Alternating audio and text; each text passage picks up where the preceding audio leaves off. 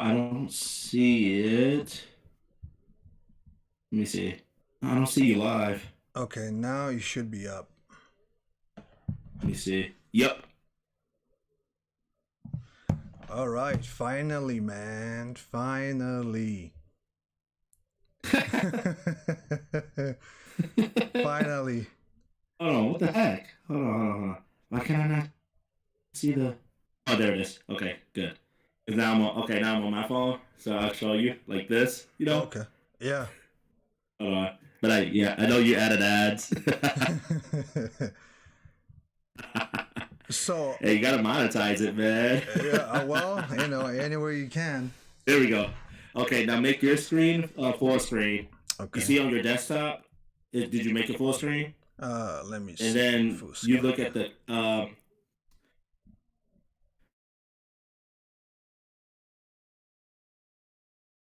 Okay. All right, it should be full screen now. all right. How's it going, guys? Hope you all are doing great. This is EVlog coming to you live, and I'm here with my buddy, man, with this guy here. I'm sure you guys know who he is. Bluur freaking Nation.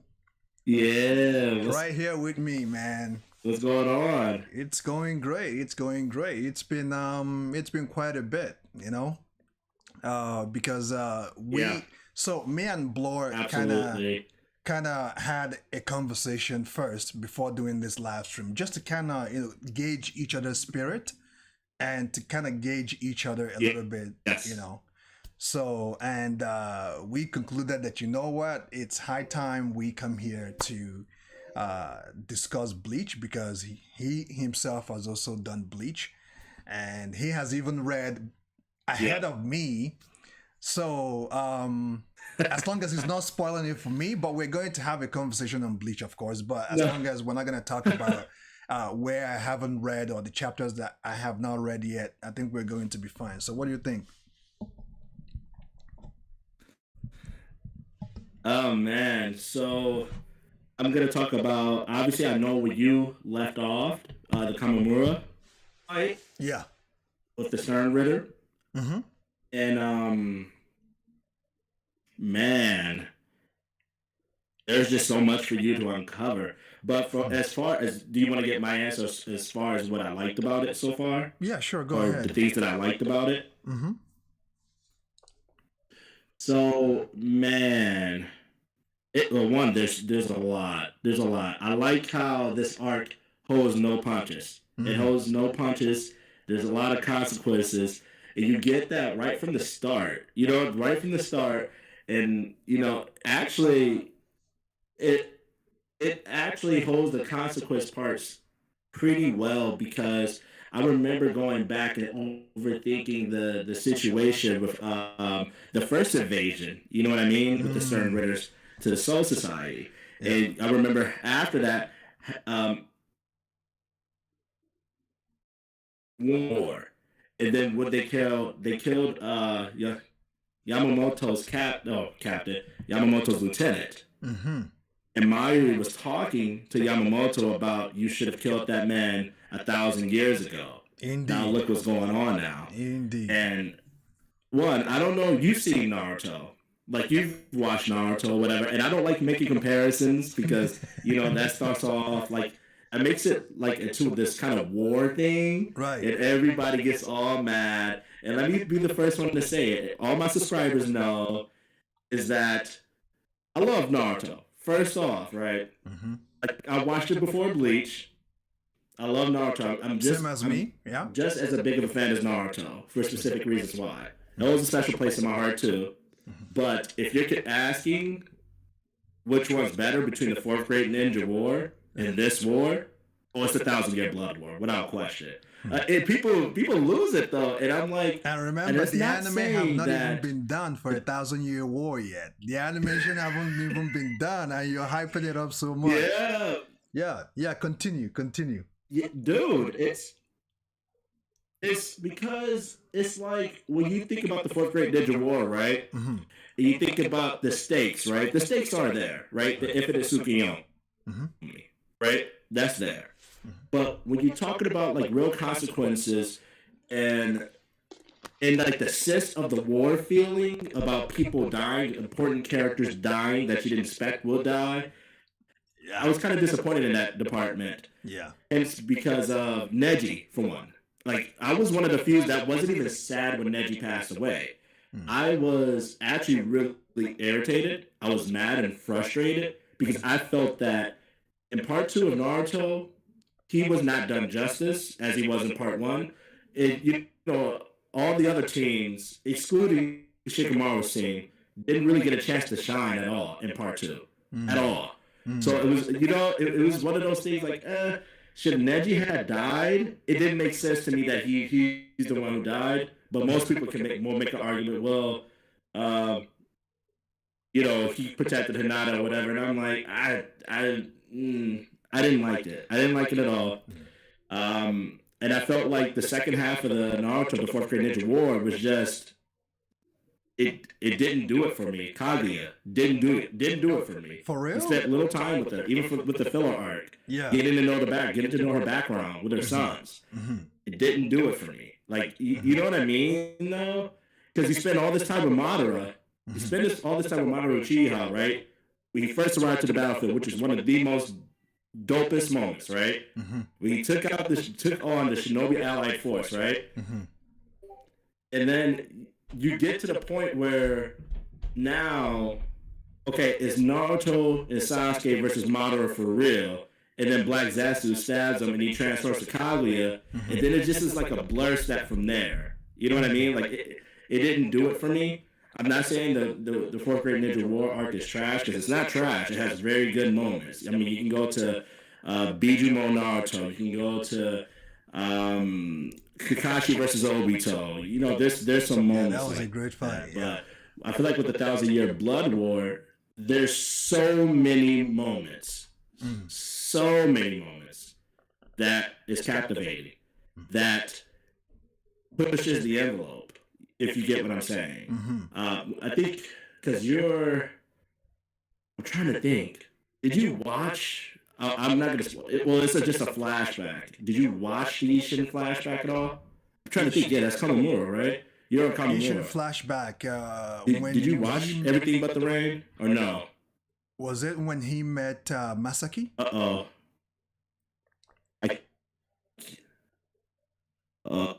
can't hear your volumes down. My volume is down? Hold on. Let me see. I can hear you. Oh, there you go. There you go. All right. Okay, now I can hear you too. Good. Okay. So you asked me if I have watched the flashback of Ishin, right? Ishin flashback. And yes. I asked, was it when he met Masaki, his wife?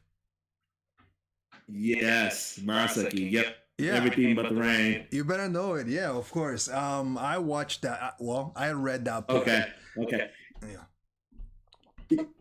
Because I only went through it once, so I want to make sure that in my mind, I'm like, crap, was that in the right order? Did he watch it? And I'm thinking, well, he's in the Kamura part, so he had to, but I'm not sure, so I'm going to ask him. Yeah. Yeah, to me, even for that flashback served a significant point in the story. I think, to me, it's one of the greatest flashbacks ever shown. Because, one, you get the origin of Ichigo, this main character that you've been with, right, for the whole entire journey that we all have so many questions about. How things played out. Why does he have a hollow within him? Where did it originate from? Like, time. The Quincy side. How did they meet? How did Ishin get to the world, the world of the living? Then you find out that he was the captain. And he also made sense. The captain of Toshiro. Yeah. Giku. And it also made sense when Aizen said, "I was there when you were born." Yeah. I was one that made you. Like, you know what I mean? Yeah. Because if he hadn't attacked Ishin and Masaki interfering to save Ishin, Ichigo would never. Well, actually, really though, because Ishin already has feeling for Masaki. And Masaki as well has feeling for Isshin. So I think even if Aizen did not attack Isshin when he did, I think it was only a matter of time before Isshin goes back to Earth to meet with Masaki. But the white noise wouldn't have been born, of course. And Ichigo would have been able to maintain his real Shimigami. Because during the time he got that sword, the spirit of I believe you call him Yuha or Hawachi. I call him Hawachi. You know, it's so easy to call him. So he told him that it's fine, man. Whatever you want to call. Oh, go ahead. He told him that I've been watching you from the get-go. That I've been the one who's been interfering and preventing you from ascending to your real powers. But after some time, after watching you, after all the trials and tribulations that you've gone through, I am having a change of heart. And you know what? I'm going to let you be that you've been seeking for this whole time. And then he allowed Ichigo to inherit who he truly is. So I believe the fact that Ichigo now has the bloodline of his mother and his father, and now he's now going to be able to tap on both sides. I believe that gives him an edge. Towards the ending of my towards the ending of my chapter today, I did say it's only a speculation, guys. It's only a speculation because I saw Ishida. I'm not gonna say nothing. Sitting beside Yuha, as you call him, and I said, how come Yuha is not sending Ishida to go fight yet? So in my head is ringing. Maybe he's keeping him for Ichigo, right? Maybe he's holding him and will force him to fight his best friend. And I'm going like, this is going to be crazy. It's going to be painful to watch these two characters fight each other to death. If that happens, this is my speculation. I'm not sure if that's how Yuho is planning or not, but based on how the pinnacle. Okay. I think so in your head. So you're thinking that. Well, no, you're speculating that Ichigo is being prepared to fight Uryu, Ishida. No, is that what it is? No, I said that Yuho is preparing Ishida to fight Ichigo. Yeah. That's what I think. To fight Ichigo. Yeah. And because obviously he's on his side. Yeah. And also to go back to what you talked about when you talked about Naruto Shippuden, the Fourth Ninja War and all of that, Neji dying. I didn't like the fact that Neji died actually, and I don't really see the reason why for his death really, because anyone they could have used any shinobi to do that, right, and save Hinata, but I guess it's a way to kind of pave the way for Hinata to rise up. Because if Neji didn't die, Hinata wouldn't have had the ability or the room to rise up, because Neji is so strong, stronger than Hinata, which wasn't really giving Hinata the room to develop her character the way it did. Although during the time Naruto finished training, finished training with Pervy Sage, right? After his after he finished training with Pervy Sage and he fought Pain, and during the time they were attacking Naruto, trying to kill him, and Hinata stepped in. I believe that it was a good moment for Hinata, because everybody else was afraid to attack Pain, but Hinata took it upon herself to save Naruto. And it was what triggered the Nine Tail. It was what triggered Naruto to go berserk and start to rack shit up. It was actually a great moment. But during the Fourth Ninja War, absolutely, Kakashi fighting Obito was good. I think the way Kaguya was born, I think for me it kind of made sense. Because Madara seeking power over and over again, wanting to get stronger. And he literally destroyed him, because he was seeking too much power, and the powers that he's seeking, it was too much for him to handle anyway, and which was what Black Zetsu was preparing Madara from the get-go pushing him, making him see things his way, and making him seek for more power, knowing full fact that it will give birth to his mother, you know? So, which was so profound. It was pretty good the way they did it. And the funniest part of that Fourth Ninja War was when Naruto did his jutsu on Kaguya and transformed into a sexy jutsu. Oh man, the reverse harem jutsu. Yeah, that was a good part because Kaguya wasn't expecting. Nobody was expecting that. When I saw that, my mind blew up, man, because I wasn't expecting Naruto to do that. In the midst of I mean, he is right, and he worked on Kaguya too. I mean, he is the.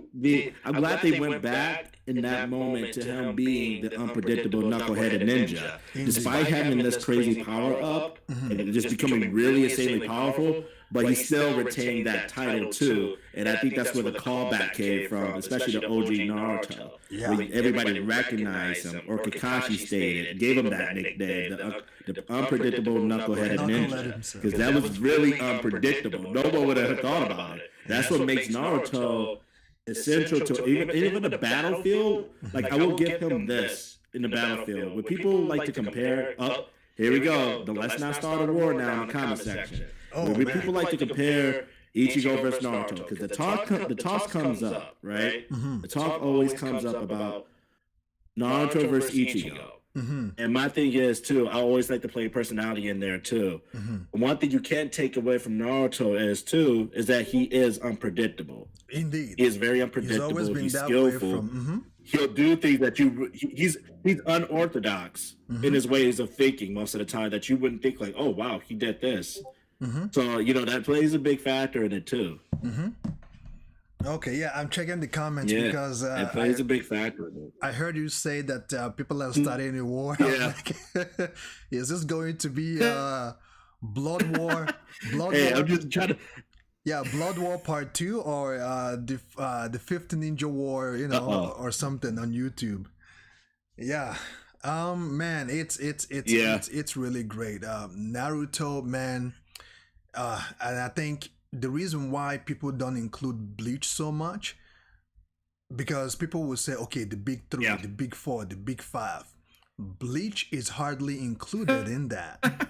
And I really don't know the reason why. Because yeah, go ahead. Well, I think there's a couple of reasons why for it. One, because you have to understand in America, Bleach is the less popular one out of One Piece and Naruto. He's almost like the middle baby that gets no attention. It's like, when people talk about Naruto, they always like, let's compare it more to One Piece, because One Piece is actually bigger than both in Japan. Right. It's actually more popular than both of them in Japan. Right. But in America, obviously Naruto takes the cake. So where does that leave Bleach in popularity format? You know what I mean? So one, it's not as popular as them. So it's already a reason for people to be like, disregard that because it's not just as popular as One Piece and Naruto, which is BS, because that's why people don't give it a chance. And then people will automatically have it in their head, well, it's just all right then.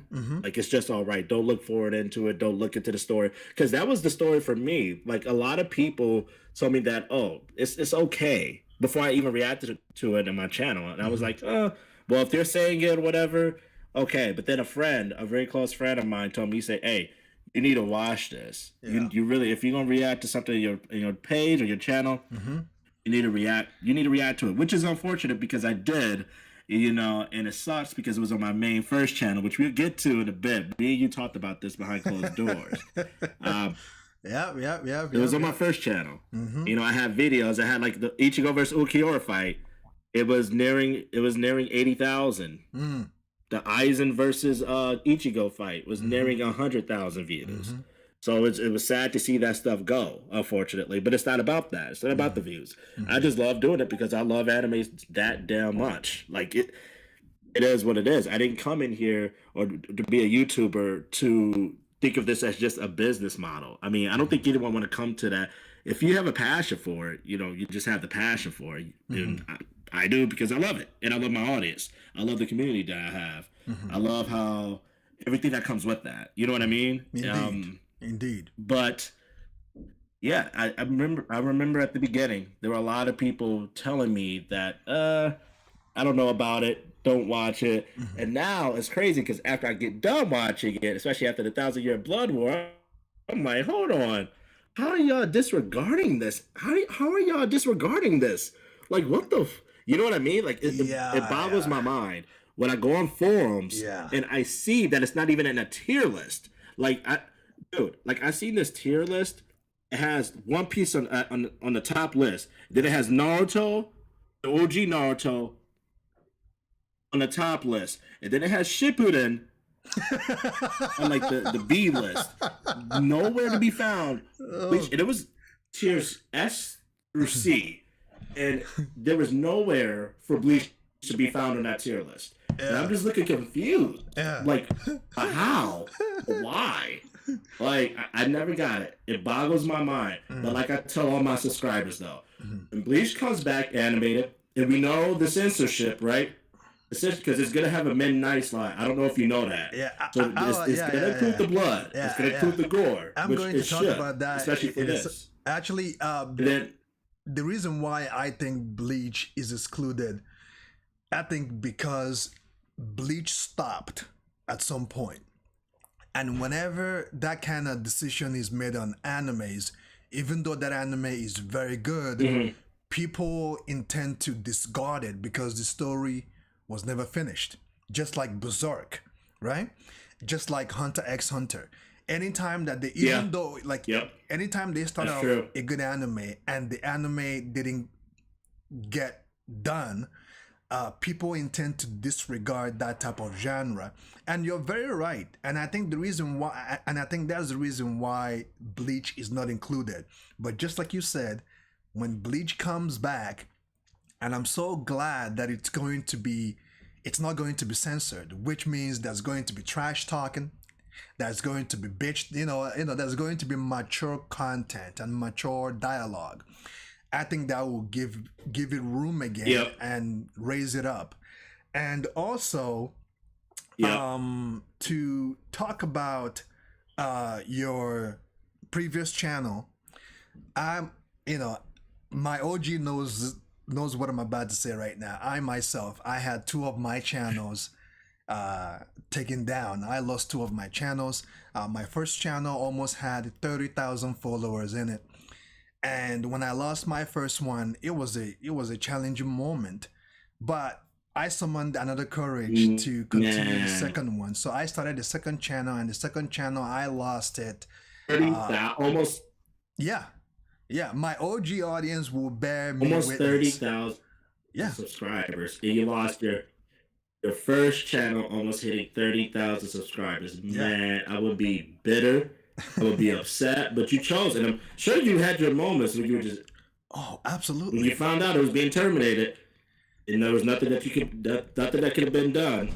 I'm sure you had your moment by yourself, but then what you remain to do is, and that's how you know that this is for real, that you have a passion for it. Because most people, when they hit 30,000, and then you have to start over after the first try, but now even the second try, you're getting back up on the horse.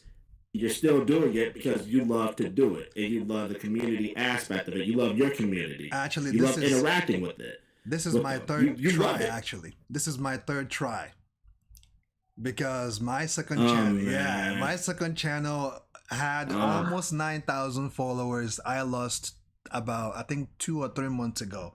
And when that happened, it became a huge challenging moment for me at the time.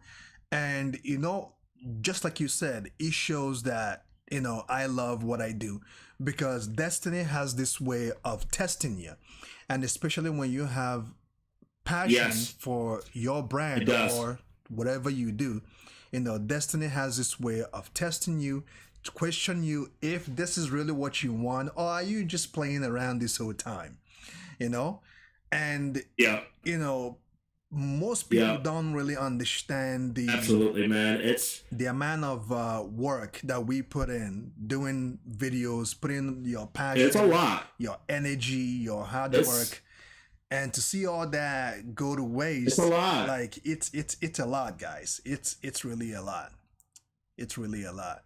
And I'm also it is. It's yeah. Go ahead. I said when people like, and that's what I tell my subscribers too. And actually, that's what I love about my subscribers is that they're understanding. They're understanding if I tell them, even on Discord or on a community post, like, hey, example, had a long day, can't do this, won't drop today. They're all understandable. They always put me first, right? They always put me first, and that's why I love about it too. And that's why I work the way I do for them, because they always put my needs first. And they care for me. They obviously they love the content. That's why they're here, or they like the content. And that's cool and all. But it's cool to know that they care for you too as a human being, and that's what gives me motivation even more to go on and even after the first channel, but just to go on and get to where we need to be at. I mean, we learned a lot. No one told us like, oh hey, if you do Demon Slayer, you might get a copyright strike. No one's saying this to us. FYI, guys. This is us just doing this stuff. This is us just putting our... This is like literally when y'all tell us to react to something, we just do it. No one is there telling us like, hey, you shouldn't do that because you'll get a copyright strike, man. Like you will really get it, and you can't dispute it. YouTube is ruthless like that. You can try to dispute it, but it's not likely going to happen. They'll just say, nope, can't do it. You're going to receive the strike still. So just for you guys, we're always on a whim. And which also and I'll give you an example. So this guy I did a collaboration with, his name is Wolf. His name is Wolf, and what he did was, because he was reacting to Full Metal Alchemist Brotherhood, right?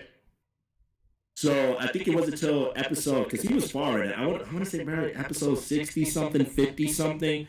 He got a copyright strike. Damn. He was not playing. Damn. So what he did was he got on live. Actually, I think he made a community post saying, hey, this is what's happening. I got a copyright strike on one of these episodes. So I'm sorry to be the bearer of bad news, but I'm taking down every single one of these episodes, these Full Metal Alchemist episodes that I uploaded on here. And I'm putting them on Patreon because I'm not risking this. Right. And from now on, it's going to go on Patreon. Right. And he was smart about it. Yeah, he was smart about it. And that's the way we gotta do things. Like I told my subscribers, even about Tower of God that I'm reacting to, or Solo Leveling, if I get a copyright strike with either one of those manga reviews and reading, I'm deleting all of them. Like I'm right off the bat. Like I'm deleting all of them, and I'll have to make a Patreon page and put them all on there. It sucks to suck, but that's the way it is. Because I do not want to lose the channel again. And that and that's the reason why when I do my Bleach reading or Solo Leveling or any manga that I'm reading, I like to blur it out, because I know like some mangas, they're okay if you show the full panel, but some of them are not really cool with that. So I try to talk to my audience and ask them, hey, this manga, is it okay to show the panel? If they say no, it's not nice, or it's not good to show the panel, I just blow it out, or you blow it entirely that you don't even see anything. That way it's safer for me that way. And also to talk about YouTube a little bit, it's really interesting when they say, oh, we don't interfere with two parties disputing, or I think it goes like, we don't interfere in copyright disputes, right? The copyright disputes, it's between the claimant and the vlogger or whatever. But then again, when you file content notification, since they say that they don't get involved in it, so why deny the content notification if you tell us that you don't get involved? So that means you're involved then. And I feel like YouTube... It's an automation. So that's how it is. It's an automation system in the claimant's party. You know what I mean? That's how...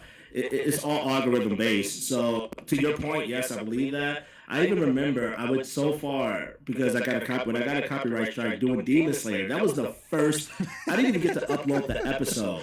So like I told you, so when I uploaded the first episode of Demon Slayer, the reaction on the previous channel, I waited like an hour or so just to see if it would get like a copyright claim before I publish it, because that's what I do. Because you're just not sure.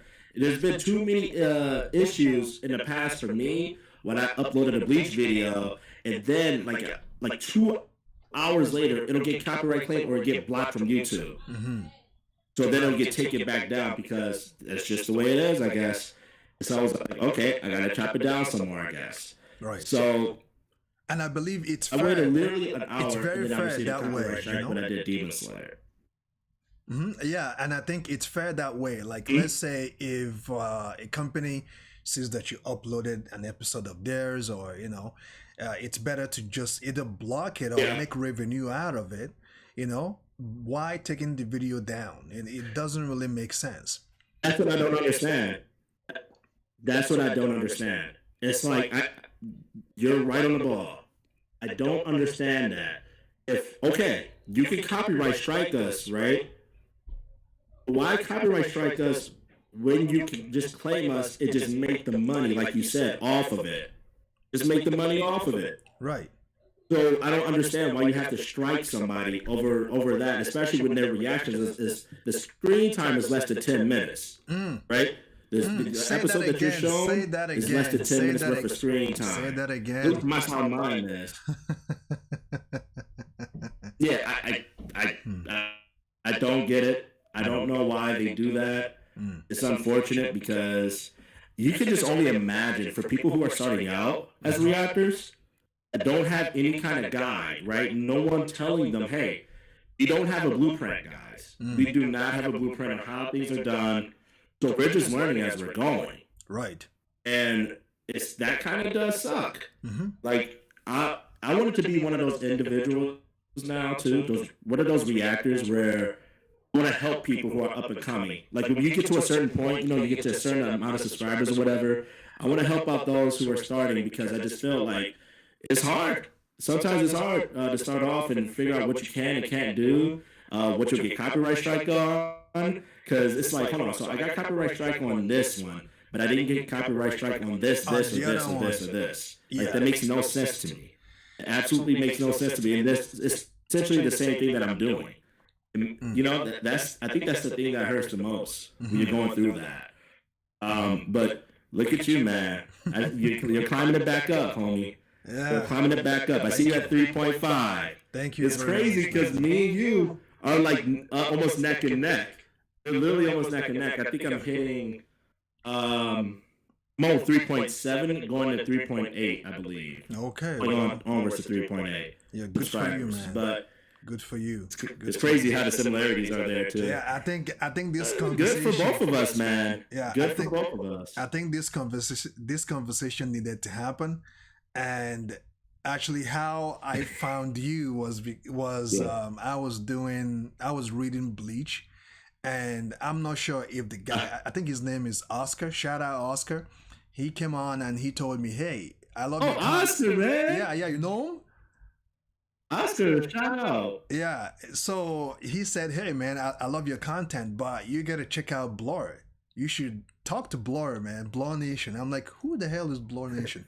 And when I went to your channel, I then recognized you because I watched your video on Ichigo versus Rakura sometime last year, and again I watched another video of yours.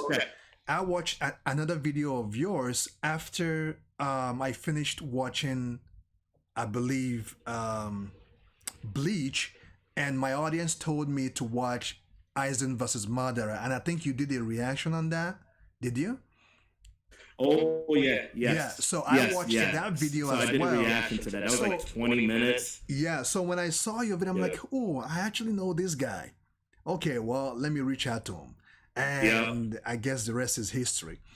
But also to touch base on what you said about the copyright thing, I think all YouTubers need to sit down with YouTube and really discuss this situation, because it is affecting a lot of YouTubers, putting in good time, hard work, and all of that stuff, and seeing all your hard work go to waste when it could be avoided. Kind of sit down with YouTube and kind of discuss this situation. Okay, if company feels like they do not want their video up, you can just block it or make revenue out of it, because without us that are YouTubers, we are the one actually promoting their content. It's a free promotion for them, really. It's a win-win. How come anime reactors are being hammered on, but gamers get away with it? And I had this discussion with one of my buddy, and he said, well, when it comes to gamers, they actually spend money to purchase the game, right? So they are also paying money to purchase the game. Unlike anime reactors, they just go on the website and just stream and record the video. So it's a little bit different. But then again, there needs to be a discussion about this. If you don't like the video, just block it or make revenue out of it, because without us that are YouTubers promoting all these animes, no one will know about it, really. I was gonna say to add on to that, because he said buy the video games, which I do agree on. But my thing is too is that we pay for a subscription for Crunchyroll. We still support it. At least I do. You know what I mean? When I'm recording these videos from. So to me, I'm still doing my due diligence. It's not like I'm downloading it for free. You know what I mean? And watching it for free. Exactly. I pay for a Crunchyroll subscription, and I've been doing it. So to me, hey, I'm paying for it, and then now my only thing is. Well, actually, for some sites, especially for manhwas, Tower of God and Solo Leveling, you can pay for a fee too, and then you won't get copyright strike. That's what a subscriber did tell me. He said you go to the webtoon sites, and then you can actually pay for the subscription, and then they won't copyright strike you. I'm like, really? I was like, how did they know you paid for it though? Yeah, you know what I mean? That's my thing. How did they know? But I don't know. I just think copyrights. It sucks because it makes you think about what about people like you were nearing 30,000 subscribers, right? Man, blessed to you. But man, imagine people who hit 100,000 lost their channel. Man, imagine people who hit 500,000 and lost their channel. Dude, that makes me. It's crazy to think like that, but think about it. How many times it's probably happened to someone in the past that you don't even know. You don't even know, and that's sad. It's sad for something little like this that you put all that time. You put years into it by that point, probably. You're near 500,000 subscribers. Definitely. So it just sucks. And the thing is, too, what people got to realize is that some people make it a goal to be a YouTuber and live off being a YouTuber. So when their channel gets threatened, that's their income too that you're threatening. You know what I mean? So it's crazy, but it's crazy to me because, when I tell my subscribers, I'm not doing this for the money or the views or whatever, but if it comes with that, and I'm doing a great job, and I know that I'm doing a good job, and I know people like my stuff, and I get to a point where I can, it's a win-win. Not have to work full time. Why would I not take that? It's a win-win. Why would I not take that? Why would I not live out my dreams? I mean, it'll be stupid. It'll be stupid. So that's my take on it. YouTube can suck sometimes. Don't copyright strike me, YouTube. I'm playing. You're great. No, this is just only for a discussion. It's only a discussion. Yeah. It's not a hate conversation. We're just diversifying our experience and sharing our experience and thoughts on YouTube thus far. It's not a hate video in any way, shape, or form. Yeah. And just to piggyback on what you said about putting in a little work as well, there are anime reactors as well that even go out of their way to promote by, I see you have posters behind you, and me as well. I like to wear anime shirts, anime t-shirts. We pay money for those things. We don't get it for free. Unless if you have so many subscribers that they're giving you free t-shirts. but in all the same, it's still free promotion at the end of the day. You know, it's still free promotion. So I think that, you know, absolutely. And I know our culture, or the Western culture and the Japanese culture, is a little bit different. And I believe that's part of the issue as well. Because when you react to American content, you hardly get copyrighted, right? The owner may monetize your video. When you're doing American content, right? You hardly do. Yeah, the owner may monetize your video, or the least they could do is just block it, right? But you don't get copyrighted, right? But when it comes to Japanese content, it's very sensitive with them, and especially, you know, the ones that handles Demon Slayer, whose name I'm not going to mention on this video just because of, you know. But you know what I'm talking about. Don't drop the name. Yeah, so you know, for them, they don't play like they. I'm not sure what their issue really is, and I'm hoping to see the day where a bigger YouTuber or somebody will have a one-on-one conversation with these people and get to know how they feel, where their intentions are coming from, because we reactors, we are the ones that actually make the anime popular, really. If we don't react to it, if we don't talk about it, if we don't discuss it, if we don't post it on Facebook, Instagram, Twitter, Discord, if you have one, Twitch even, if we don't do that, no one will know of their content. Now, of course, someone may argue with me and say, well, Dragon Ball is famous. But the reason why Dragon Ball got so famous because it took years of videos, of promotion, you know, because that time YouTube wasn't around, right? But now, if you remember during if you remember during Super Arc, Anime Reactor did Dragon Ball Super justice, because all anime reactors were all up on it, including myself. I even reacted to Broly movie. The video is still on my Facebook, by the way. You know, definitely. Man. I will send it to you, man. You know, I even reacted to the fight scene. You know, all anime reactors, you know, we enjoy this, we love this, and we want to see the companies succeed. And also, we also want to succeed ourselves. You know, but there get to be a common ground here, you know, on how to deal with these copyrights and how we can be able to work with these guys, you know? Yeah, absolutely. I think that's the conversation that definitely needs to happen. I don't know, you know, especially because, like you said, we're always, it's more of a promotion kind of thing for them too. You know, we amplify the series with our reactions. That's what people come here to see, is our reaction to the series, because that's what we do. And I feel like it's just kind of unfair for you to strike us. And again, you know, just to strike us. And again, when you go through the copyright, rather if it's from the music. Yeah, and again, when you go, you go ahead. When you go through the copyright issues, the copyright claimer get to have all your information, but you don't get to have their information. So it's only one-sided, really, because, and even when you email them, they don't reply back. So where is the dialogue there?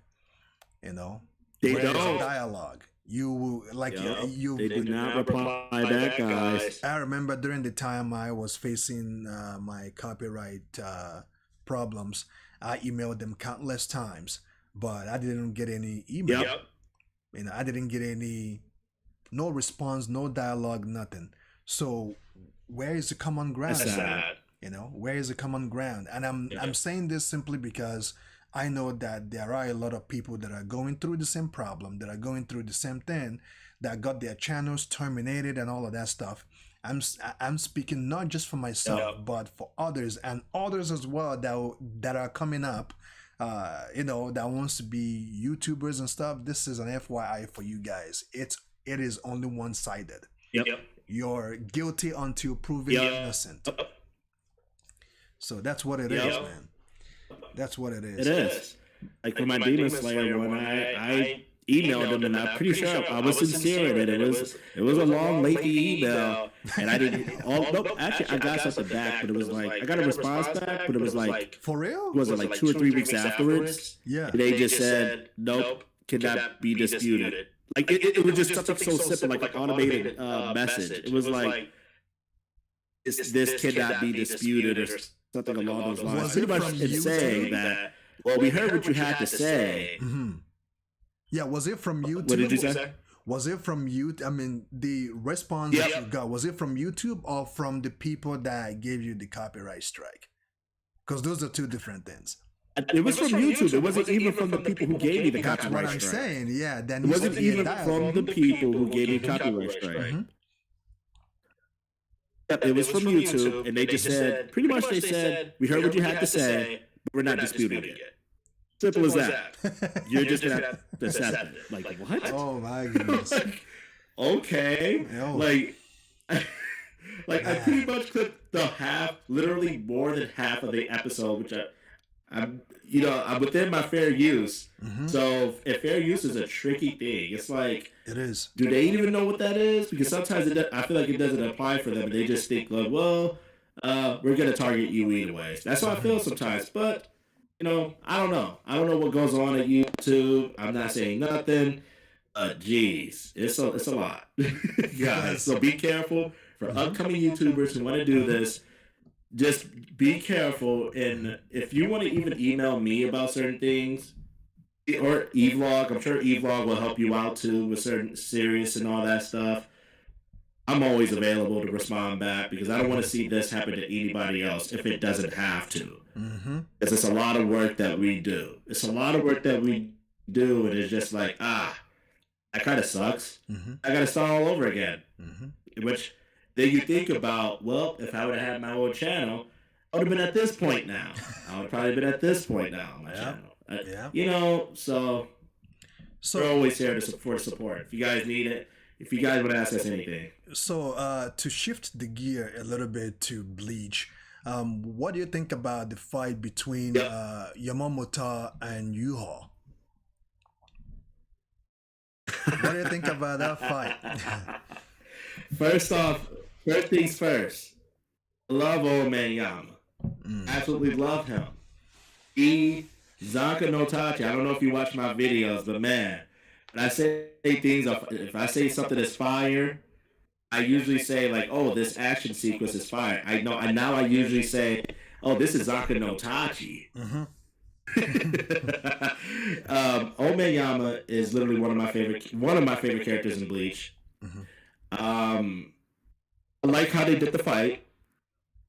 I think in anime, in the anime format, it is going to look absolutely beautiful. They can't screw this up. I cannot wait. I always talk about this with my subscribers. Imagine if the 1,000-Year Blood War had Demon Slayer animation, bro. Woo. Imagine if the 1,000-Year Blood War had Demon Slayer animation. Man, it will be awesome. Nothing is stopping it. It will be awesome. Nothing will stop. Nothing is stopping it. And I'm glad we at least got to see Ome Yama's Bankai, Zanka no Tachi. It was beautifully done. I love his abilities. It's literally my number one. It's my number one favorite Bankai. In the whole thing. When he turned that on, it was my hypest moments. It was my hypest moments. I got out the chair and everything. I don't normally, my subscribers will tell you, I don't normally jump out my chair. Like, I literally got up my chair and ran around when I saw that he activated his Bankai against Yuha. Yeah. And, well, technically not Yuha.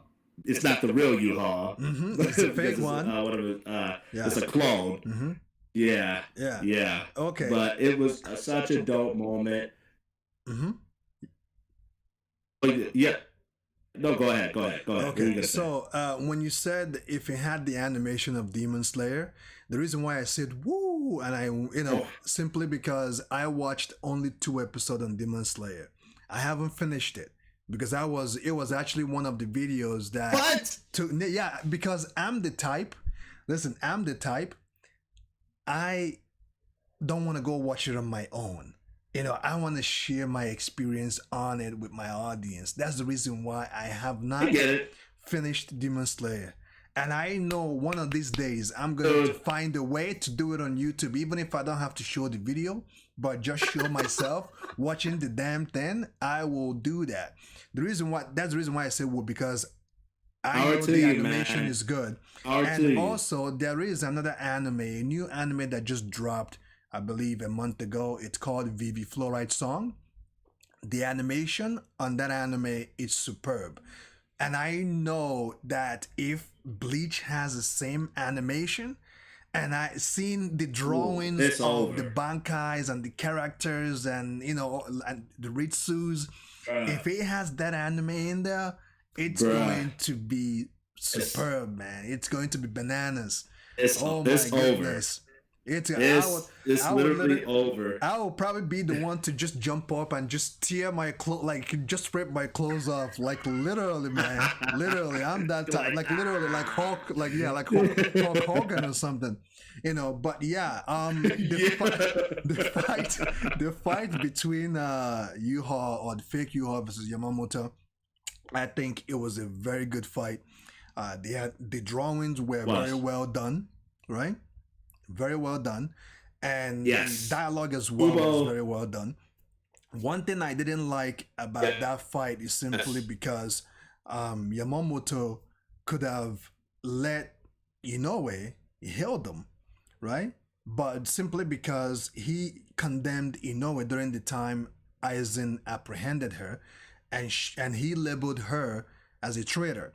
So because of that, Yamamoto could not bring himself to go to the same girl that he condemned as a traitor of society to heal him up. And how Yuha called him out on that. Like, look at you. You know, you could have let this girl heal you up, but because you are so, you have all this pride inside you. You know? Yes, but look, that is very true. That is very true. Very true. Are you hating it because it says that Yuha is right? So you hate that. You hate it because Yuha is right about that. He called old man Yama out on it because he is being too prideful. But to me, I love that scene even more because he did call him out on it because it is him. He hasn't completely changed from his old ways. It is so then and there. And Kubo beautifully written that. He beautifully written that because it would have made you question, like why couldn't Orihime just heal his arm back? Because if he would have had both his arms, I honestly think he would have definitely put up a better fight. There's no question. It's a handicap still, no matter how strong you are. You know, using one arm. So I think it's true though. Yuha was talking so much shit to him. He was talking so much shit. It was just, it's insane. It's insane.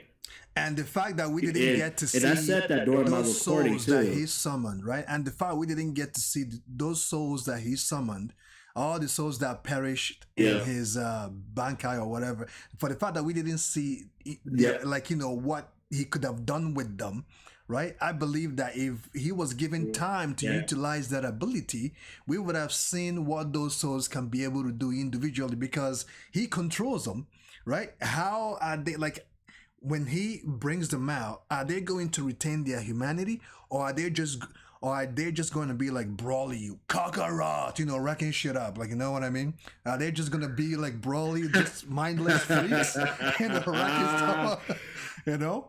For the fact that we did not get that, I did not like that because I would have loved to see those those, was it 1,000 souls or whatever, like, you know, it did suck. It did suck though. Like, I will give you this. It did suck. When the real Yuha showed up, that he was just able to steal Yamamoto's Bankai just like that in a snap of the finger. He's like, oh, because it wasn't me. I'm the only one that is powerful enough to steal your Bankai. That's why it hasn't been stolen. That's why we couldn't take it away. But it's like, I like that. It's like an Yeah. But to be honest, I feel like Kubo was like, okay, I'm trapping myself in the corner right now because if he does activate his Bankai, I think it would have been over for Yuha then at that point. Hey, you guys already know. Let me know in the comments. If Yamamoto never got his Bankai stolen from the real Yuha, would he be able to slay him? Would he be able to slay him easily, though? Is what I'm asking. Let me know in the comments what you guys think, because, and I think that's what Kubo kind of put himself in the corner, like, okay, hold on. Now I gotta make this, like, you know what I mean? I gotta make this situation. Yeah, he's gonna be a problem for Yuha. Yeah. He can't use it. Yeah, he can't use it, because if he uses it, then he can, you know what I mean? It's powerful. Like, he can literally destroy the Soul Society if he's not in control of it, or if he's in that state for so long. He literally can destroy, think about that. His Bankai can destroy the Soul Society. The Soul Society. That's insane. Whew. So I think Kubo was just like, well, I'm sorry guys, but I showed you his Bankai to this clone. You've seen it. Yeah. Now I gotta take it away because he's supposed to die. Oh man. I was crying, by the way. Man, I was crying. I couldn't believe it. If people go back to that part, I literally said that I think that it's hard for me to accept that he's dead. You know, simply because all his moves, you know, those souls that he summoned, what else can they do? Because each and every one of those souls have a unique ability that they can still use. And for the fact that he controls them, he doesn't even need to fight anyone at that point. And again, his Bankai, just like you said, is so strong that it could literally, not even it will destroy Soul Society if he continues to tap into it. And I'm even surprised how Yuha was even able to get that close to him anyways, because if it was anybody else, they would have been obliterated long time ago. Yeah, go ahead. Yeah, I think too. Now and then now it made even more sense after that moment why he didn't use it in the fake Kura Town versus Aizen, right? It made sense why he didn't use it, because everybody that was around him at that time, right? I think that's why he didn't use his Bankai, because how dangerous it is.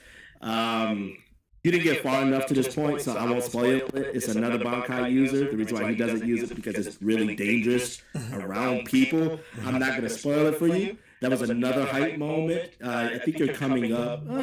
You're still a ways off, but you're going to be happy. You're going to be happy. There's some Bankai users that you're like, yes. This guy's using it. Yes. Yeah. Like even you saying that right now, the one person that I can think of right now, it's none other than the knucklehead himself, Zaraki Kenpachi. His Bankai, I'm looking forward to see his Bankai so much, simply because this man, all the fight that he's fought, all the fight that he's been in, he has been only fighting with his own will only, right? He has never, he haven't even bonded with his sword yet, you know. And the last time we saw him in the manga, his sword is starting to have a conversation, a dialogue with him. So I'm looking forward to see what's going to happen. And when he uses his Bankai, how strong is he going to be? Imagine someone consciously or subconsciously locked their power away simply because they know that they are too strong for others, right? And that's the reason why Unohano had to make sure that she draws that out of Kenpachi. And another person is Shinsu. I haven't seen his Bankai. I look forward to see what he's all about. Urara as well. I haven't really seen his Bankai and all of that stuff. It's going to be bananas, man. I look forward to see towards the end what's going to happen. And I think where I left off as well. I will say this. Those people that you mentioned about their Bankais, because you would think, like for me, Google has an interesting way of showing people's character and their personalities through their Bankai. And with Sun was, I was like, wow, he gets really creative to the point that you were like, wow, I didn't think, you know what I mean? Like, I didn't think it would be like this. If I had to think about it, like, if I had to make a prediction how, let's say, Urahara's Bankai would be, example. Oh, I would have never thought that. But this is in a good way, though. Because it gives it to, he touches on a creative aspect that made me appreciate it even more. I was like, wow. He has the ability of what? Wait, dude, wait till you get to this point. We're gonna do another live stream after you get done. After you get done with Bleach, 1,000-Year Blood War, we'll do another live stream. We'll talk about that because, man, that's a conversation that needs to be had. You know, your final thoughts on the series and everything. It's beautiful. No, yeah, echo. Blood, your voice is echoing. They said my voice is echoing. Why is my voice echoing? Let me see. Yeah.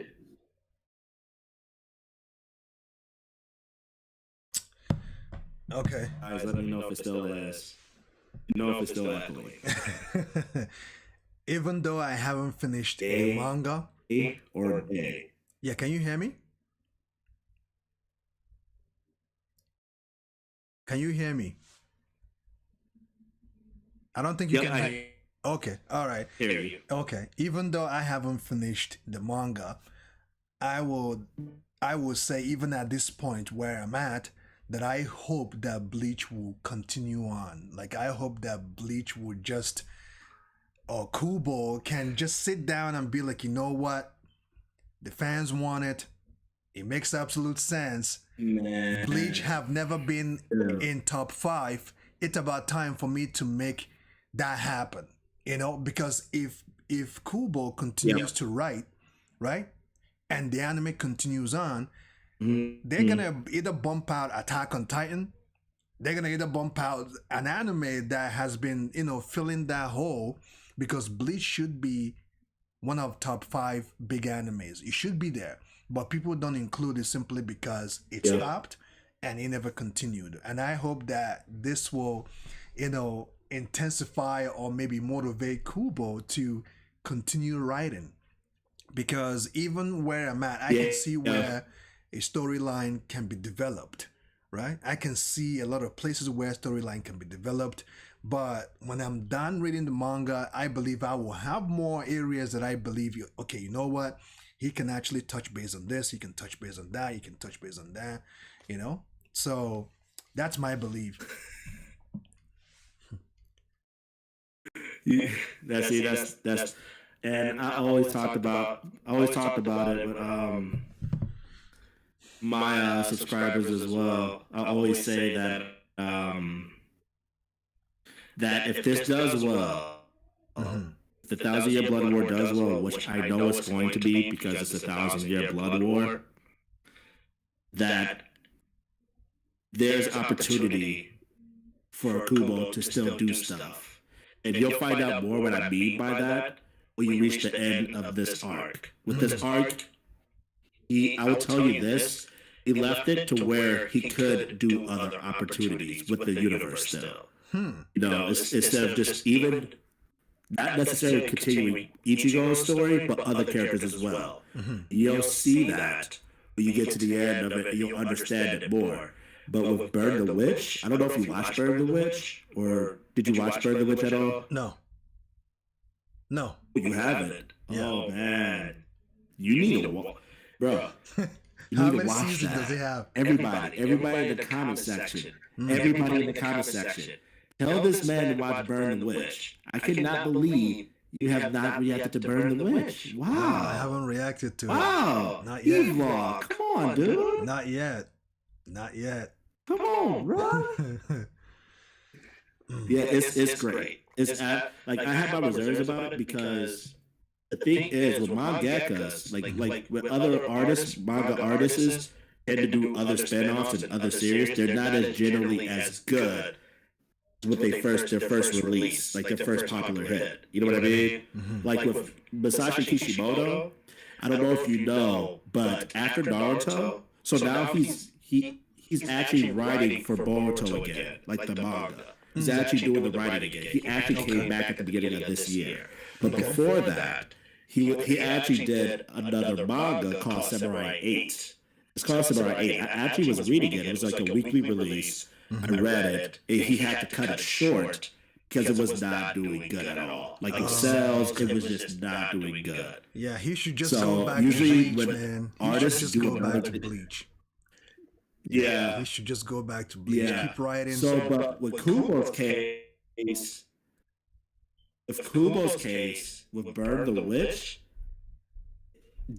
it's really good. Like it is really, really good, and that's why they're continuing with a season 2. It's beautifully done, and who would have thought? I mean, besides like Sailor Moon, because the protagonist in that story is 3 women, you know, not to sound all sexist, but they don't tend to have as much success as male protagonists within the story. But Kubo still finds the way how to make this world interesting. And it's so dope. You guys need to tell him in the comment section. Tell him, you don't burn the witch, whenever you get time, you'll absolutely love it. It is crazy because it's set in the same world as Bleach. Okay. But it obviously is a lot of differences. Have you watched Black Clover? So everybody has this idea that since season 2 of Burn the Witch is coming, everybody think that there's going to be a collaboration soon between Bleach and Burn the Witch pretty damn soon. So yes, I advise you. Of a collaboration or it's phenomenal. Related thing. I believe that you should also check out Black Clover. It's almost like Bleach. Yeah, you should check it out. If you haven't watched Black Clover, and it's a very big anime right now, and it's I need to watch that. Yeah, Black Clover, you get to check it out. When you watch Black Clover, you will understand the similarities between the protagonist and Bleach protagonist as well. Yeah, you should check it out. See, I heard a lot. I think I am because I've heard a lot of mixed feelings about it. I heard a lot of people say, no, don't do it. And I heard a lot of people say, the story is meh. It's almost like Bleach though. Yeah, like I'm serious. Like I'm really, really serious. Every time, like now, I know one series that people are recommending to me. I don't know if you watched it, Tokyo Ghoul. Tokyo Ghoul, no, I haven't. I don't know if you watched that series at all or read it. But a lot of people read it. Okay, because a lot of people are like telling me you gotta react to Tokyo Ghoul. Don't react to it on your channel. I'm telling you right now because that's it. Record of Ragnarok. Yeah, don't react to it on your channel. If you're gonna react to it on your channel, don't show the video. Simply because I was gonna do Tokyo Ghoul as well, but my core audience out there messaged me and said, "Hey, listen. The company that I'm not gonna drop their name, you already know, they are the same people that made or that has rights to Tokyo Ghoul, the same as Demon Slayer." Okay. Right? So don't show the video. Yeah, you didn't know that, right? Trust me. Don't show the video on your channel. These people don't play. Once you put that, automatic strike. The same as Demon Slayer. Trust me. I was gonna do it long ago, but when my audience told me, listen, don't even do it. Don't even think about it, because if you do, it's gonna be your end. So because of that, I stayed away. And that is the same reason why I also stayed away from Demon Slayer until I'm sure how I'm going to react to it. I have only watched 2 episodes on Demon Slayer, right? And those 2 episodes, when I did it on my channel, it had issues. It was taken down. So because of that, I'm finding it difficult to go watch it outside, because I still want to one day do it on YouTube, even if even if I don't show the video. And with me, what I do is when I watch an anime, I'm also interested to do the movies as well, because after watching Bleach, I also watched all the movies on Bleach. Right, the last one, I believe it's called I forgot what it's called. Yeah, it is very, very good. Hellverse, yeah, the last movie on Bleach. So I mean, when I watch the anime, I like to take a look at the movies, because it's also a way to expand your experience with the genre as well, right? So Tokyo Ghoul, please, I'm telling you right now, and it's a good thing that we're talking right now. Do not upload that. If you're gonna do it, just sit down and just watch it. Don't even show the video on your channel. Whoo, man. You just escaped a bullet. Guys in the comment section. You guys heard this. Yeah, you just escaped. Guys in the comment section. You see, I didn't say this. I did not say this. EVlog, the man himself. I'm sorry, guys. You guys know it. BSBDVJ. BSBDVJ is one of our subscribers who's been relentlessly and persistent. Every upload that I've done, comments on it, and he's still saying, waiting for Blur to react to Tokyo Ghoul. And he's been doing it non-stop. So I'm sorry, BSBDVJ, for others. But I can't go that route. Not with the people he's talking about. Definitely, I'm not risking it. Yeah, I'm sorry. You can literally type. So Tokyo Ghoul might not be the case for me unless. Yeah, you can literally type. It might not be. It's Tokyo Ghoul's copyright, and you see a lot of people that got their videos taken down because it is the same people that did. Yeah, I'm not doing that. I'm sorry, guys. You're hearing it from me. Like, if he's selling these with the same people that deal with Demon Slayer, I'm not touching that. I'm not risking it, so you're hearing it here. If you guys keep commenting on it, I'm just gonna tell you. I'm gonna tell you in the community post because I know it's been like one of the ones that's been heavily mentioned to me to do. Me as well. So, yeah, it's been mentioned. I'm sorry, guys. Yeah. I can't do that. Even the 7 Deadly Sins is also a big problem because my second channel I had issues with 7 Deadly Sins because it's the same people that has ownership or rights to it. So like it's a bad situation on YouTube. 7 Deadly Sins. I was supposed to watch the 4th season or the 3rd season because I watched after watching the 1st season, the 2nd season, I think I did the 3rd season. I was supposed to watch the 4th season, right? But I had to react to the movies, right? And I reacted to it and I uploaded it. I scheduled it to be uploaded the next following day, right? I haven't even published it yet, and it got taken down. It got striked. I haven't even published it yet. I just uploaded it and scheduled it, and it got taken down. And before that, on season 1, I believe, if my audience will remember, it was Deru First versus Diane. The fight. I reacted to the fight, and they took it down. So the same people, guys, the same people. You gotta be careful with them. You gotta be careful with them. I'm not sure what their issues are, but it seems like these people, they are on some weird stuff, man. You know, they don't give a crap. Yeah. And what I hate about it is YouTube caters to their demands so much that it's hard to fight the copyright strike that you get from them. You know, it's hard to fight them whenever you get a copyright strike from them, because you're most likely to lose that claim, right? But if it is any other anime, it is debatable. But for them, it's very, very it's very hard to fight them because YouTube will literally side with them, even though that you've shown, okay, I did my editing, I even used free copyright music. Okay, they are called music. I use free copyright music from the start of the video till the end. So tell me, where did their music play? No, their music did not play here. So it's a different ball game with them. So, and I'm so glad that we're having this conversation. Man, don't drop that video on your channel, man.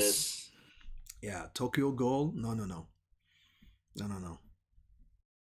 And I also see that you're doing Berserk as well. Yeah, that's Berserk is another good anime, and I hope that they will one day finish the whole thing, because I've seen the first Berserk arc, 2016, 2017. If you get to 2017 Berserk, the way it ended, you're not gonna like it. I think you're reading the manga, so you will avoid that pain if you had watched the anime.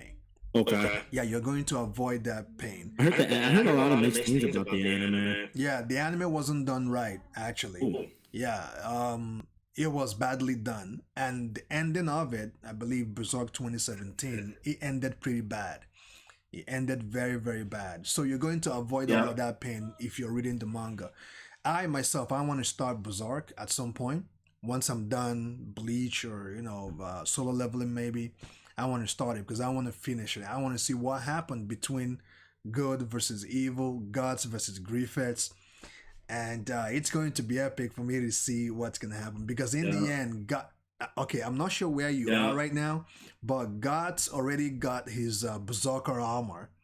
I'm not sure if you've gotten to that part. His Berserker armor.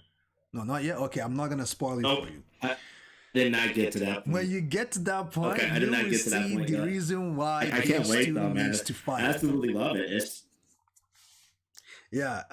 I'm saying when it's absolutely. I cannot wait. Yeah, go ahead.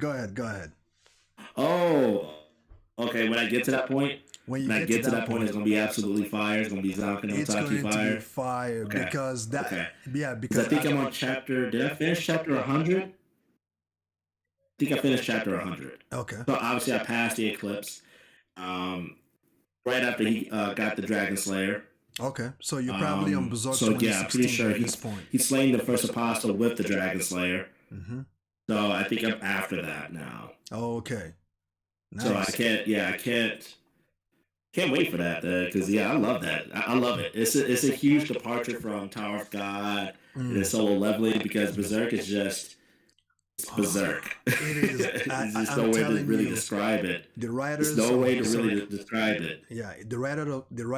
Like I gotta say this, Berserk has so much room for growth. Like you could literally see the potential when you watch the characters, when you watch the reason why they're doing what they're doing, and when you watch how Griffith turns and became this Griffith has always been a bad guy from the get-go. It's just that before he had his own way of showing it. He makes it look cliche. Like, he knows how to cliche it, but he's actually an evil guy, right? And when gods decided to go his separate way, or when they decided to go their separate ways, it broke him because his mission was to make sure that gods will be loyal to him till the end, just like Carcass was and every other person. And Griffith, I believe Griffith would have... Okay, so in the beginning, when Griffith and gods met the very first time, Griffith won that match, that encounter, right? He was stronger than gods at that point. So they, so they became friends or allies, and they started fighting together. Along the line, Griffith started to get introduced with people in upper class. He started going to meetings and, eating with kings. He wasn't training as much, while gods continue to train each and every day. And that huge sword that he has, that is a big ass sword. He continues to hone his skills. He continued to hone his skills and trained. So when he got to a point where he wanted to go his separate ways, Griffith said, okay, remember the promise you made me? If you are to go your separate ways, we're going to have to fight. And God said, you know what? Sure thing. Yeah. And then they fought, and in a split second, Gods defeated Griffith. It shocked him. He broke him because he was not expecting. And Gods heard Griffith's intention, right? And his mindset. That's the reason why he decided, you know what? I'm going to go fight for I'm going to go fight for myself. I'm no longer going to cater to this man because he doesn't see me as his equal. In his head, yeah, in his head, he is superior than any other person, right? Yeah. Yeah. I mean, I'm just, giving it a lot of rundown, but I'm sure you already read all of that. All of that, but it's just, but it's cool to still touch upon that stuff though, especially now with Griffith, how far they've come. And I said this, I still hate Griffith. People were like, oh, Griffith didn't do nothing wrong. Really? True, because he's probably always been evil, but now they've really shown out. But to me, it was just like, it was your fault. Like, even though he left, like, yeah, it showed your emotions. It showed that, I think it also not shown, just shown how emotionally tied also he was to Guts because how much trust he had into him to do his dirty work too. How they understood each other more than he realized himself at that time. Because he always thought that Guts was going to be loyal to him to the end. To the end. But then he didn't realize, obviously, that Guts and Casca heard his conversation about the meaning of friendship. Yeah. So, you know, that plays a part in it too. But to me, you were stupid even still yet because you had it in your hand, right? Then you go and you sleep with the princess, and then you get yourself caught. You know what I mean? Like, you did something reckless yourself. That was on you. So I did kind of feel bad for him because he was caught and he was tortured. Like, don't get me wrong. I felt really bad for Griffith, but at the end of the day, he brought that on himself too. He realized what the penalty would be, despite him actually talking about the king being a pedophile, touching his daughter, doing all that stuff. He was like, he called him out on it too. Even if you didn't know that, like, you still screwed yourself over at the end. And then when he was like, I think I really started to like feel uneasy with Griffith when they rescued him. And then he started noticing how much powerful Gus has gotten because he trained. Remember, he trained that whole year when he left. So he realized how powerful he got. So he was like here now too. And also the relationship between him and Casca. How Casca adored him. Yes. Go ahead. I just wanted to touch base on that because he noticed the relationship, how Casca is relating to Guts. He got jealous. And Casca loved Griffith from the get-go because Griffith saved her life. And she wanted Griffith to notice her because she's interested to, you know, hook up with him and stuff like that. But Griffith never did that. So when Griffith saw that Casca and Guts are now together, he got jealous as well. And Casca, I guess she's just being a woman at the end of the day because this is the man that gave her life, that rescued her. So she felt bad to leave him behind. And I was saying, no, just leave him behind, man. Just go with Guts. Go with the love of your life because this man never noticed you. He never recognized you. He never recognized your feelings, but he will be sleeping around with kings and, you know, sleeping around with other women, you know, and Casca will be hurt by all of that. So when Casca is now finally happy because Griffith saw the happiness between the two individuals, and I'm like, guys, don't trust this man. Just go. Just let him be. And I felt bad for Griffith for what they did to him. They literally maimed him so much. They literally maimed him for life, you know. And I'm like, you know what? It's a hard decision. I wanted Casca to just go with Guts and just, you know, live happily ever after and leave this man because he's been damned already. And even before the fest, sorry, what is it called again? The end eclipse. Of the eclipse. Even before the eclipse happened, I knew that if they continue to hang around Griffith, something bad is going to happen to them, and it's only a matter of time. Because Griffith, even from his young age, you can see that there is a higher power that is guarding him. There is a higher power. There is a higher energy around him. And although I couldn't put my fingers on it, I'm like, maybe it's a good energy. But when I started noticing his behaviors, his characters, how he saw himself towards, and also how he relates to his followers, I'm like, this man is evil. Like, there's something weird about him. And you can see from the get-go, he's been ordained to what he will become in the end. So I'm not going to spoil everything because I know where you are right now. It's going, and I'm sure, I mean, you've already seen the eclipse anyways, and what happened, and the night that saved Griffith. I saw the eclipse. Let's talk about the eclipse. It is brutal. Eclipse, man. It is a brutal one. Oh my goodness. That was really some sad stuff, man. Like, to say the least, that was really so sad. I think what was sad was, I think the worst, the saddest death to me was Corcus. You remember what happened to Corcus?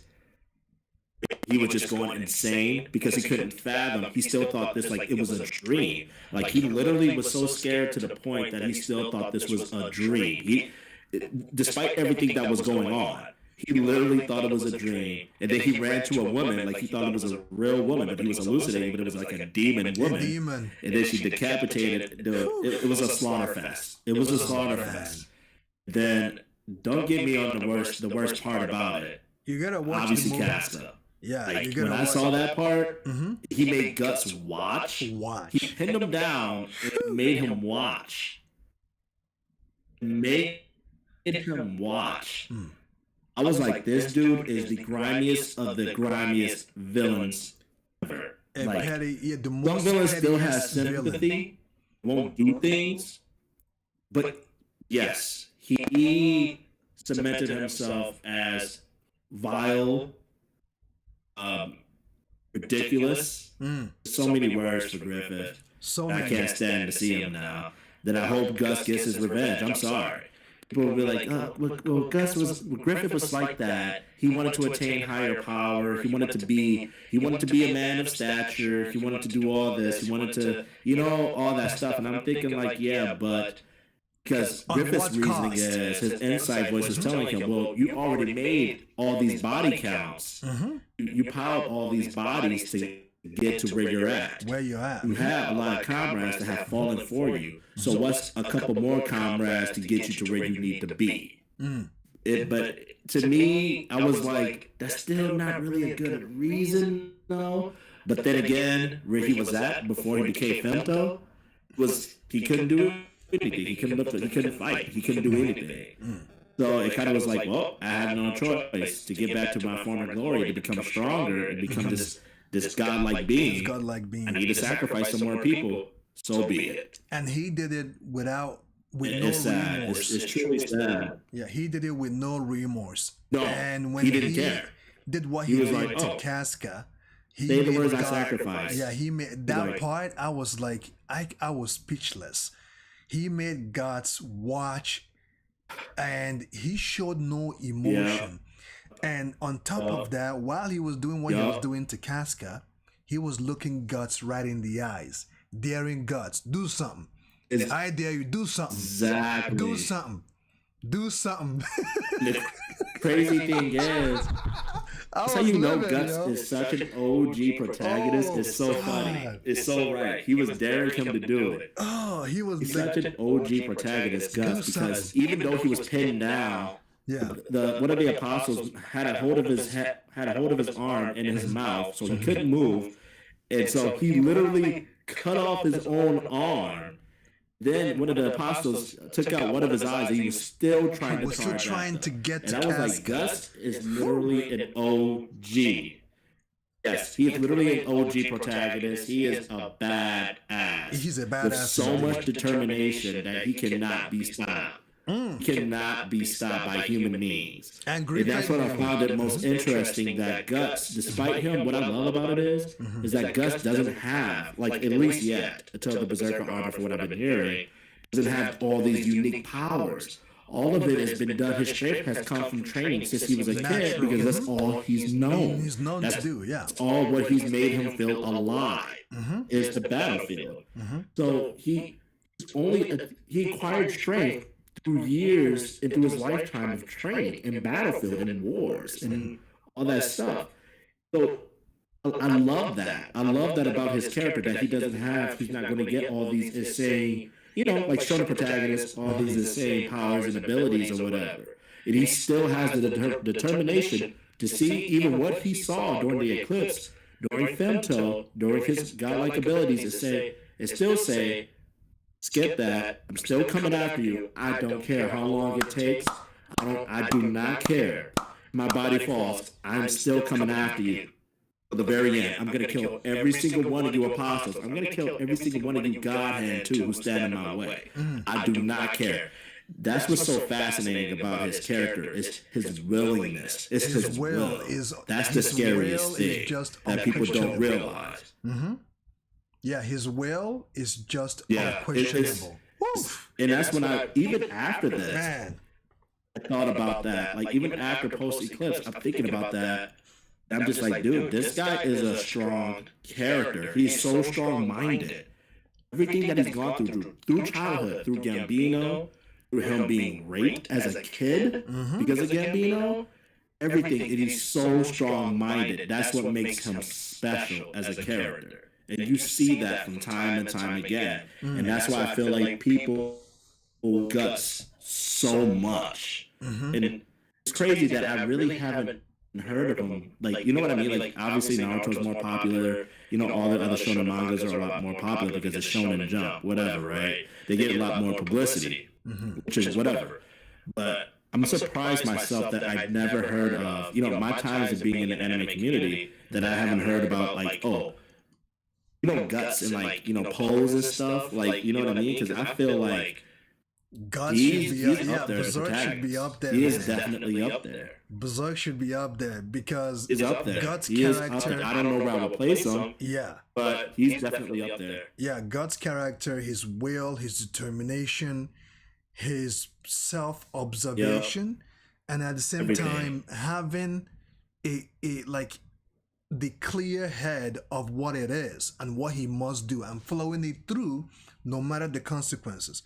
And again, Gus is the type of person, and I think this is the reason why he broke Griffith. Gus is the type of individual that if he's loyal to you, he is loyal to you, like to the core.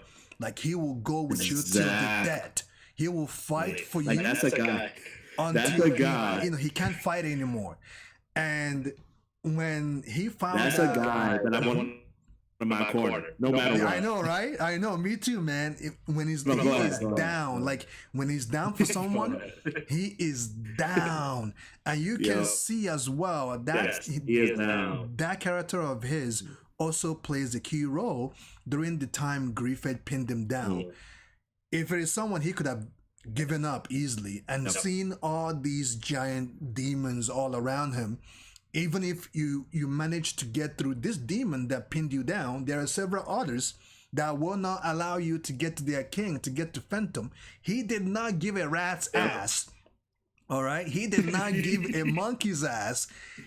All those demons around him, he still continued to forge on. He still continued to push forward.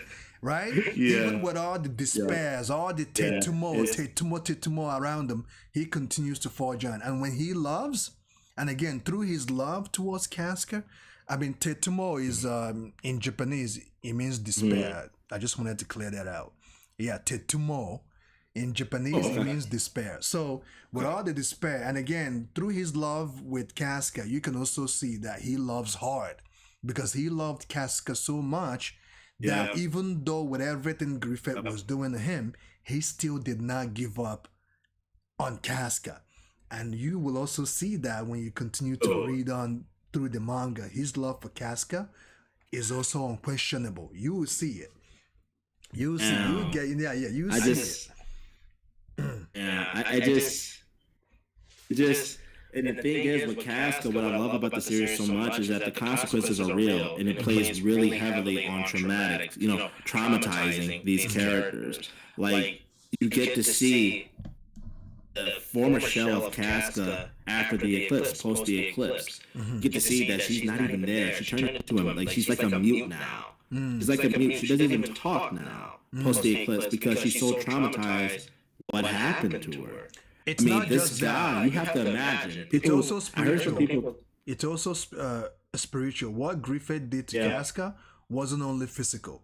He did what he did to her so that even when he's away, Casca and Guts can no longer come together anymore. That was what Griffith did to him. Since I can't have her, even though I had her, since I don't really want her, even though I don't want her and I'm going to be away, there is no way she's going to want you back.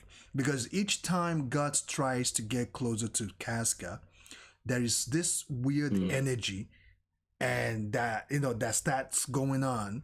Casca will see Guts as a threat and start fighting him. And Guts will do the best he can to console her, but for the fact that that trauma that she went through and what Griffith did to him spiritually is still active. So Griffith made sure that Guts can never get his way. Even though Casca is still alive, but Casca will not be with him. Because whenever Casca sees Guts, she sees him as a threat and not as a savior, or she doesn't even remember him at all as the love of her life, like literally, you know, man. Nope. She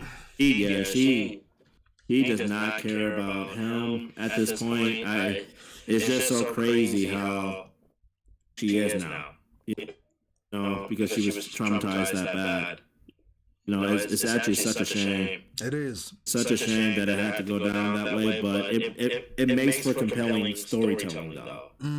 I think the author has done a fantastic job in displaying, you think things are going to go back to normal with these characters, like, oh, this really happened. No. You even see Guts after that, and after he, you know, found out what happened to Casca after he woke up and seeing her in a traumatizing state, you see him literally in a couple other panels running away through the forest, through the rain, still in bandages, no weapons, no nothing, because he's with the brand still there before the Skull Knight got to him, because, you know, of the apostles coming to him at night trying to slay him, obviously, because of the brand marking. And you see that he has a real sense of pain of what's going on during this aftermath, especially regarding Casca. I think that was beautiful. That was beautifully done.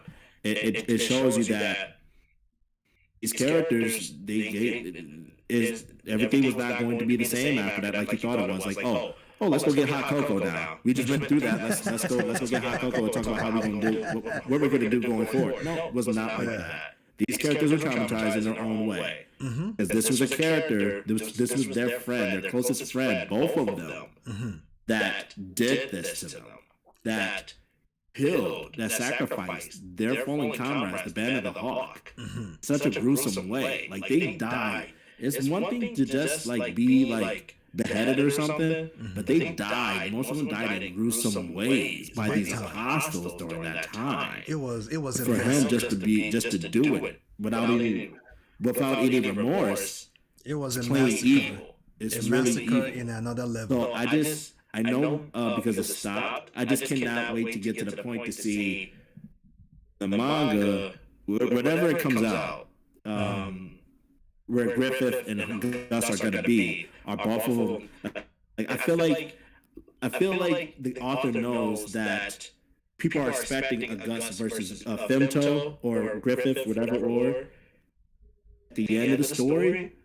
My thing is, I don't think it's going to go the way how people think. I don't think it's going to be simply Gus is going to versus Femto or Griffith at the end, and he's just going to kill him, and that's going to be that. I don't think. I think it's going to be the way this author is in the storytelling. I think it's going to be just a little bit more than that. You know what I mean? Because maybe he will just kill him at the end. Because I don't see it happening like that easily. You know what I mean? Like at the very final fight, I feel like there's going to be a consequence to it too somehow. Yeah. I feel like I agree. I don't know. I feel like maybe both of them die. Maybe Guts dies. Yeah. Maybe. I agree with you on that. You know that. what I mean? I agree with you. I don't think it's going to be as easy as a Naruto versus Sasuke and one of them's going to be defeated, or I don't think it's going to be that simple. I agree with you on that, simply because during the eclipse, all those gods that came to make Griffith who he is and make him Phantom, I have this belief that they are not just going to sit around and watch one of their own get taken out willy-nilly like that. I believe when it gets to a point where Guts is about to finish up Griffiths, I believe, or I think that those other gods are going to come for his aid as well. And I'm not sure if you have seen the second fight between Guts and Zod. Have you seen the fight that they had? Oh man. Not the first one, but the second fight. Now that you tell you me, haven't seen it. Oh my goodness. Okay, I'm not gonna ruin it because I was gonna touch base on that right now. Is it? Yeah. Is it so dope? I gotta get to that part. Is it really? Is the second fight a lot more? It's a lot more better. Like it's hype. It's hype level. I gotta say that the animation because I've seen the movies as well. I've seen Berserk movie as well. They did so much better job with the movie than the anime. And the 2016 or 2017 animation, it wasn't good at all. But it's doable because what makes Berserk Berserk, what people love about Berserk is not really the animation, because the animation they didn't do it justice. But the storyline is what makes people love it so much. But the second fight between Guts and Zod, well, I don't want to go in too deep on it because there is a lot of stuff I could have said right now, but I don't want to discuss it because that will ruin it for you. But when you get to that point, I think we're going to do another stream or another discussion, and we can talk about that, because you're gonna have like, you know, man, I don't want to ruin it. When it gets to that point, you're gonna see why Zod had to do what he needed to do, simply because of his being, what he is, and who's his like, okay, I don't want to say that. Let's just move on before I ruin it for you, because I don't want to ruin that part for you. Yeah, it's gonna be intense, guys. I think the next thing is, guys, you can answer your questions. If you got questions for the last how many minutes, if you got questions to ask me, you got questions to ask EVlog, there's the time to ask questions. So ask away. We'll wait to see a couple of questions. All right, go ahead, guys. If you have any question to throw at us, go on now. Be nice with your questions. Go on now.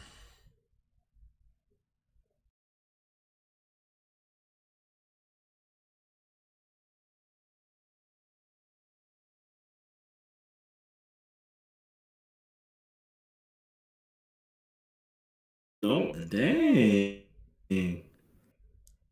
That shows. What? There we go. She's so hot. What the heck are they? They're talking about Bleach waifus right now. Oh, Masaki.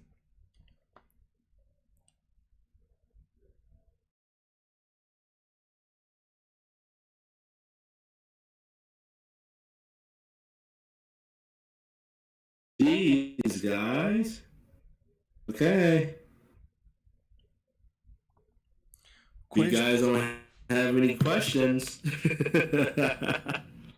Questions, guys, because I know once we end this stream, Bluur react to Bleach Abridged. Everyone here agreed. Okay, do you have the receiver? Come on, guys, question. Your favorite anime character? What's your favorite anime character, actually? Oh my goodness. That's a good question. After this discussion that we just had on Naruto, anime character. After all this discussion that we just had on Naruto, on Bleach, on Berserk, oh man, it's a tough one, guys. Oh my goodness. But if you guys are pushing the buttons for me to answer that question, oh my goodness, man. Oh man, I don't know, y'all. I do not know. But if you ask me to say, top 2 or top 3, now that's fair, because I've seen so much anime. I've seen a good numbers of anime. Yeah. So it's hard for me to say one favorite character out of all the big animes out there. Oh my, you guys are not fair. You guys are not being fair right now. But if I am to choose top 3, I will add, of course, Ichigo in there. I will add. Okay, guys. If you're talking about, are we talking about Bleach here, or favorite anime character overall? This anime character. Anime character. Oh man. Anime character overall. Jesus Christ, that's a tough one. I'll say my top 2 will be. Yes. I'm not gonna lie. God. Okay, my top 2 will be Ichigo, of course, and the other one, and this is not going to be fair to the other animes because I am a huge fan of Kenpachi. A very even to some degree, I would choose Kenpachi before Ichigo. So, oh man, you guys are not being fair, man. What? Yeah. What? Yeah. No. I would choose. Really? I would choose Kenpachi over Ichigo, bro? Because the reason why, although Ichigo is the protagonist, right? That I give him credit for, right? It's hard. It's a hard decision. The reason why I will pick Kenpachi simply because he is the only captain that is not that doesn't or united with his sword yet. He's the only captain that fights only with his own will. Right? He's the only captain that fights with his own will. You know what? Maybe using... Okay, well, you can let me know what you think. I'm not gonna spoil nothing, but you should answer that question again after you watch the whole thing. That's all I'm gonna say. Okay, then I guess based on where I'm at on Bleach right now. Okay. Yeah, based on where I'm at on Bleach right now, I guess it deems me justice. But when I finish the manga reading, I will probably have a different perspective on that. But okay, top anime character. I will say, man, Ichigo will be one of them, of course. And if I have to pick the second person will be Goku because Dragon Ball is it's one of my favorite all-time animes. All right, Ichigo and Goku, those two. I know it took a while. Well, you said Goku or Goku Black? Goku, man. Goku Black is badass, but Goku Black is a different, let's not even talk about Goku Black at this point because Goku Black only had one arc, right? And although his character, his persona deems him justice, but for the fact that he only had one arc out of the entire Dragon Ball Z series, I believe that it's not fair to include them. But that's your perspective, right? So let me know what you think. What is your top 2 favorite anime character? This one is a hard one. I'm telling you, it's a tough one. One is a hard one. Man, you guys are not being fair. I'm definitely gonna have to go with Vegito. Okay. Vegito. Okay. Yeah, Vegito. Mm-hmm. I love Goku, but my main thing is with him is Z Goku was a lot different from Super Goku, since we're touching on the subject. I absolutely hated what they've done with the series going forward. Even with the manga. I just feel like with Dragon Ball Super where it's at right now, what I dislike about it right now, Super, is that there is no focus on the supporting characters. None whatsoever. Right. Gohan got shafted. Gohan was actually literally my favorite character. He was actually supposed to take the center stage after the Cell Saga when Goku died. Akira was supposed to make Gohan actually the main character, going forward after the Cell Saga. But of course, due to Goku fans, hated that and they wanted him to come back. If you didn't know that, now you know. Actually, were raging about it. Right. So I still love Goku. It's just that I hate it now, and the story says how much he's changed from Z and how serious he was to Super. To this stupid child. You could say, well, Goku's always been kind of childlike. Yeah, but to a degree. He still matured along the way. That's like making a comparison to Naruto in a sense. Naruto he acted still childlike even in Shippuden. He was kind of goofy or whatever in certain moments, right? I mean, he even still did the reverse harem jutsu and made funny jokes, right? When he even was a teen. But eventually he still grew up a little bit to where he was able to mature a little bit. And that's why I feel like with Super, I feel like that's one of the reasons why I don't like it as much, especially that specific Goku. And then it's just the story overall with Super. This is just another what I think about Dragon Ball right now. The state Z, I absolutely love it. It's still not one of the, probably, yeah, it's up there for my favorite animes without question. Z has a special place in my heart. I watched it since I was a kid. Watch every single episode. I love all those characters. It's just that with Dragon Ball Super, what they're doing is only focusing on Vegeta and then Goku. And then Vegeta, to me, is still a better written character than Goku is right now, especially at this point, because he's had the most character development. He was a villain, sort of like Piccolo. But he was, in a sense, still tied to a same pride. It wasn't like, he still had those evil roots, hint, Majin Vegeta. He went through the most character development out of them all. So I actually even put Vegeta ahead of Goku, but I still love Goku, though, because that's just Goku. Everybody knows him. He's just that guy, or whatever, right? But no, so Vegeta is number one. That's my favorite fusion. That's actually my favorite character. When he was born in the Buu Saga, dude, I can't tell you how many times out of the Dragon Ball fights that I've rewatched Vegeta versus Buhan. Yeah, because that's what he is, Ultimate Gohan or Mystic Gohan, if you will. I love that fight. Watched that so many times, but Vegeta takes the cake because he still has. I feel like he has more of Vegeta's character personality because he's just so damn cocky. He's so cocky. But he's actually smart and he still has Goku in him. So it's just a perfect mashup. Okay. Everybody kills me around because they're like, hold on, Gogeta. What about Gogeta though? I still have love for Gogeta.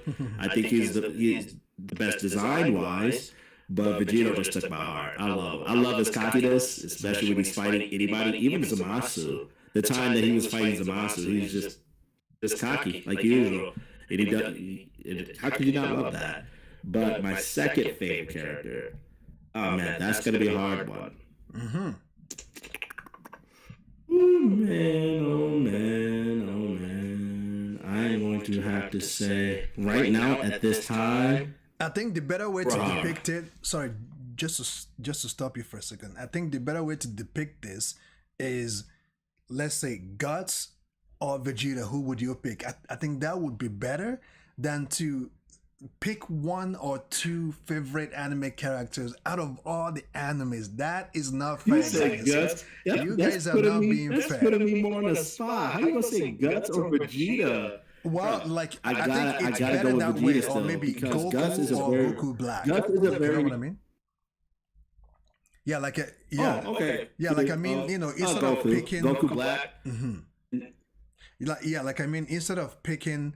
Out of all the animes that we've seen thus far, to pick two favorite anime characters, it's very difficult. And I think the person that asked that question know what they were doing, because they know that's a hard-ass question to ask an anime watcher just like ourselves.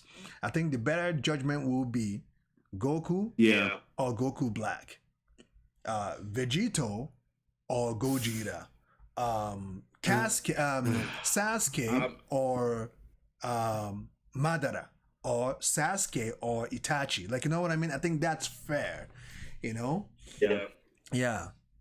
Instead of having to choose, a top two, because see, there's a lot of things. Even with Goku Black, that arc was so special, especially when everybody got hyped over Goku Black's Rose transformation for the first time. When you see him transform into his Rose form, internet went wild.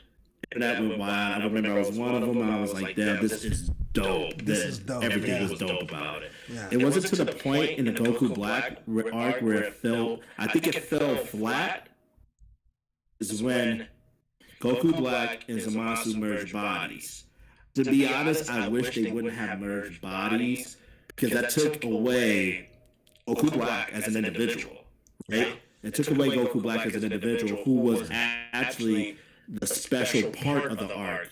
That's why people lost interest at the end of it too, or at least I did, because I was like, come on, you had a perfect character, made him stronger, a great villain in Goku Black, and you take him away. Fused with Zamasu, the other Zamasu, which is cool and all that, because then we have Vegito, which is whatever. They fuse into Vegito, but at the same time, you lost Goku Black, the guy, villain that was like the cool villain that's in this arc, and we never got him back. You know, we never got him back, and I thought that was mishandled. I don't think they should have went the fusion way. I think it should, and I think Goku Black should still be alive somewhere. You know what I mean? For a story for him for another time or something, because he was such an interesting character that I thought it was a kind of a waste. You know what I mean? Now you get to see him in Dragon Ball Heroes and all that stuff too, because you know what Dragon Ball Heroes does. They bring all the characters back into that. But that's why I'm picking Goku, especially over Goku Black. But Goku and Z is so much better. But Goku and Z, if you rewatch Z, it just makes you question, how do you go from Z Goku to Super Goku? Like, it's almost a shame, really. Because he lost those core qualities. It's just him being mature. It's just like, you know what they were doing. Because they have to advertise it for kids, right? They have to advertise it for kids to make money or whatever, right? And I think that's why, if you look at it, if you go back to Z's animation compared to Super's, Z's animation was lit, though. I mean, some instances the drawing were a little bit off. They had the feeling for the real battle, and I think that's why it's so monumental as opposed to Super, because you see the blood. They had the blood. They had all of that. Super, they don't. They don't have blood, really. They don't, you know what I mean? It's like it's catered more to the kids that are growing up now. And I think that's just the route they're going in, which is cool and all that. You know, you have to go for a new audience, the younger audience. You have to target them.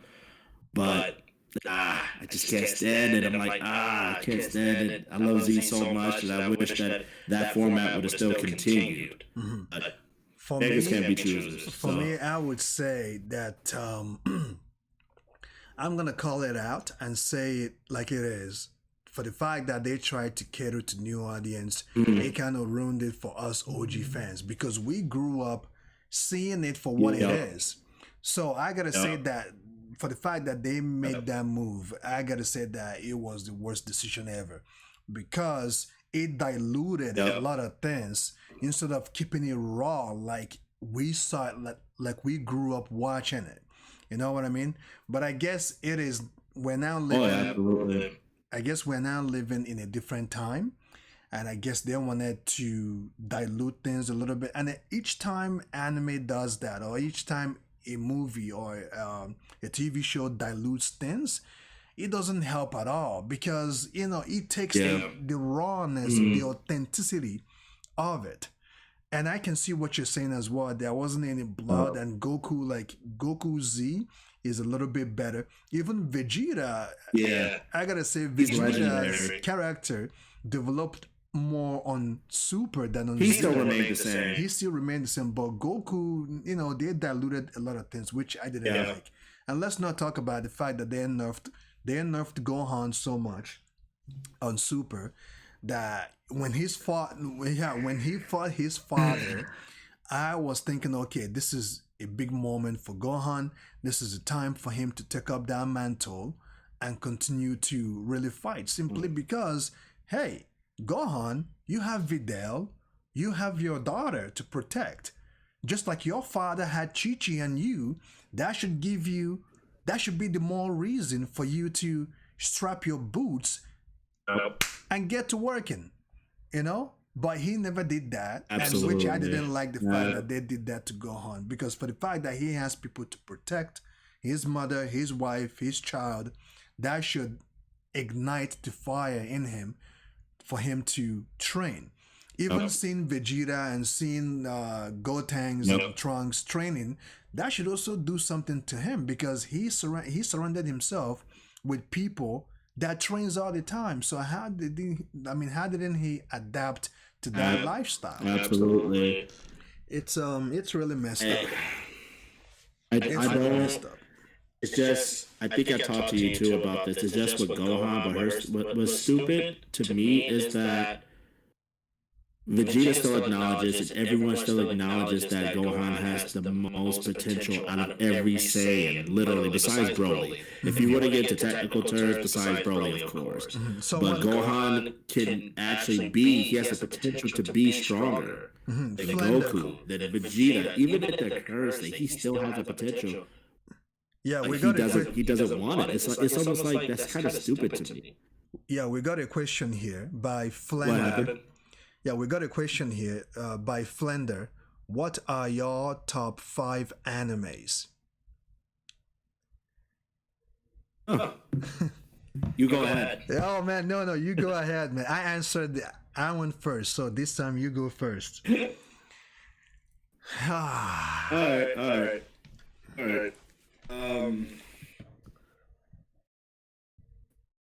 Bleach, Naruto, Dragon Ball Z, Solo Leveling is in there. Hold on. Solo Leveling so much. Hold on. When you say Dragon Ball Z, do you mean Dragon Ball in its entirety, or are you just saying Dragon Ball Z?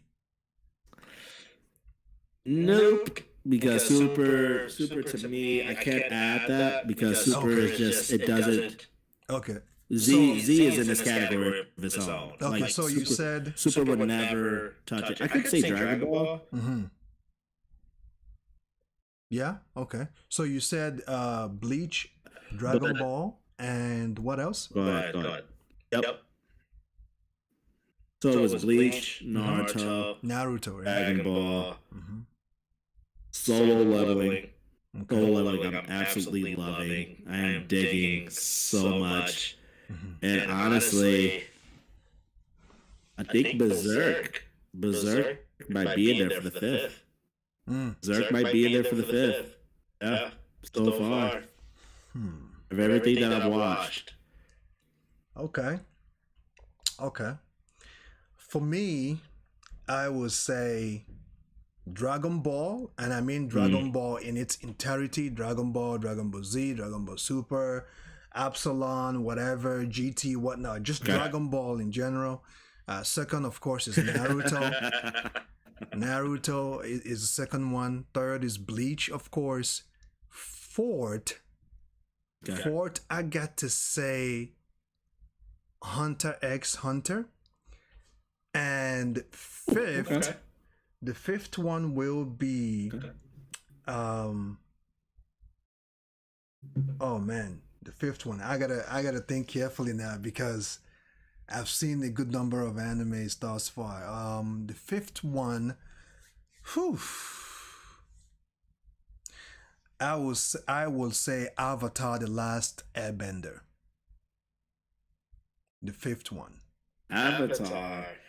My best friend watched that. I was gonna go, yeah. He has watched that. He likes it a lot. I have not seen that show in its entirety, but when I get to it, I will give it a chance. Yeah.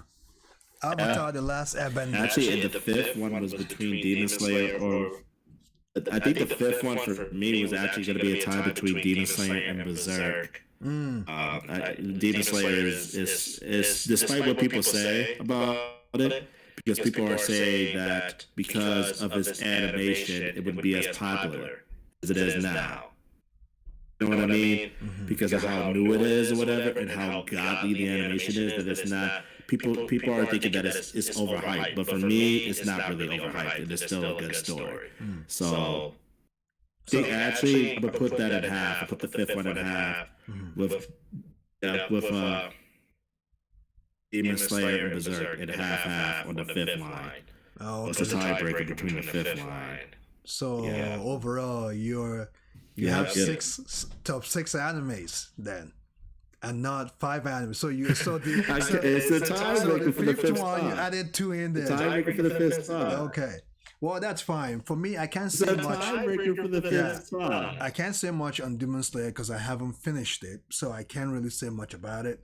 I was actually gonna go with Samurai Jack instead of Avatar: The Last Airbender. I'm not sure if you know it. Ooh. Samurai Jack, OG fans knows what I'm talking about. Samurai Jack, man. Samurai Jack? Dude, yeah. Fire, bro. This is Zaka no Taki. It's Amaterasu. That's absolutely fire. Yeah. I love Samurai Jack. Yeah, I was gonna go with Samurai Jack, but absolutely love it. Yeah, so just like you did with, you know, your breaking or your division, or I mean, however you came up with that, I'm gonna go with the fifth one. There's a breaking there, and I have Avatar: The Last Airbender and Samurai Jack. Yeah. So, any more questions, guys? Bring it on. Fair enough. That's fair enough. Bring it on. You guys, Best Shonen. Oh, he said Best Shonen. This is from, I'm going to just say G. I'm going to just say G. Best Shonen. Okay, Best Shonen. If I had to choose one, like Best Shonen, would be very hard. Yeah, that's actually hard. That's a very hard one. These guys are coming at us with all these intense questions that they know that it's really difficult for an anime fan to really pick one. Man, oh my goodness. They just hit us with another. No, you guys are just like, they're being direct. They said, please rate Bleach waifus. Dude, that's going to take a whole, I said it. It's going to take a whole video to rate these waifus, man. It's going to take a whole video. Remember, y'all need to remember something. We got to ask Mr. James before we do that. Mr. James Hansen, I don't know if you know him. Mr. James, let me see. You know James Hansen? EVlog? Mr. James, I don't. You guys know why. Oh, okay. Oh, the best show. The best show. Oh, you talked about Mr. James. I don't see him here. I'm not sure why. No. He's a YouTube. Oh, he's a YouTuber. Okay. He was actually somebody I did a collaboration with. Oh, okay. Yeah, we were thinking about doing some other things, like a waifu tier list and Bleach waifu tier list or something of that sort. Okay. Best Shonen. I'm not sure if you picked one. Man. No one has no more questions for us. No one has no more questions for us. Oh, someone at Gray. Oh, yeah, Gray asked, what are your favorite anime villain? Ooh. What are your favorite anime villain? I'll go first. My favorite anime villain? It's easy for me. And that is going to be Lord Aizen. Lord Aizen? Nah, yes, not for me. The best tyrant. What? Listen, I'm gonna tell you why. Mine will be Frieza. No. Hold on. Okay, now we gotta get into a debate. Hold on. Who would you choose over Aizen? Frieza.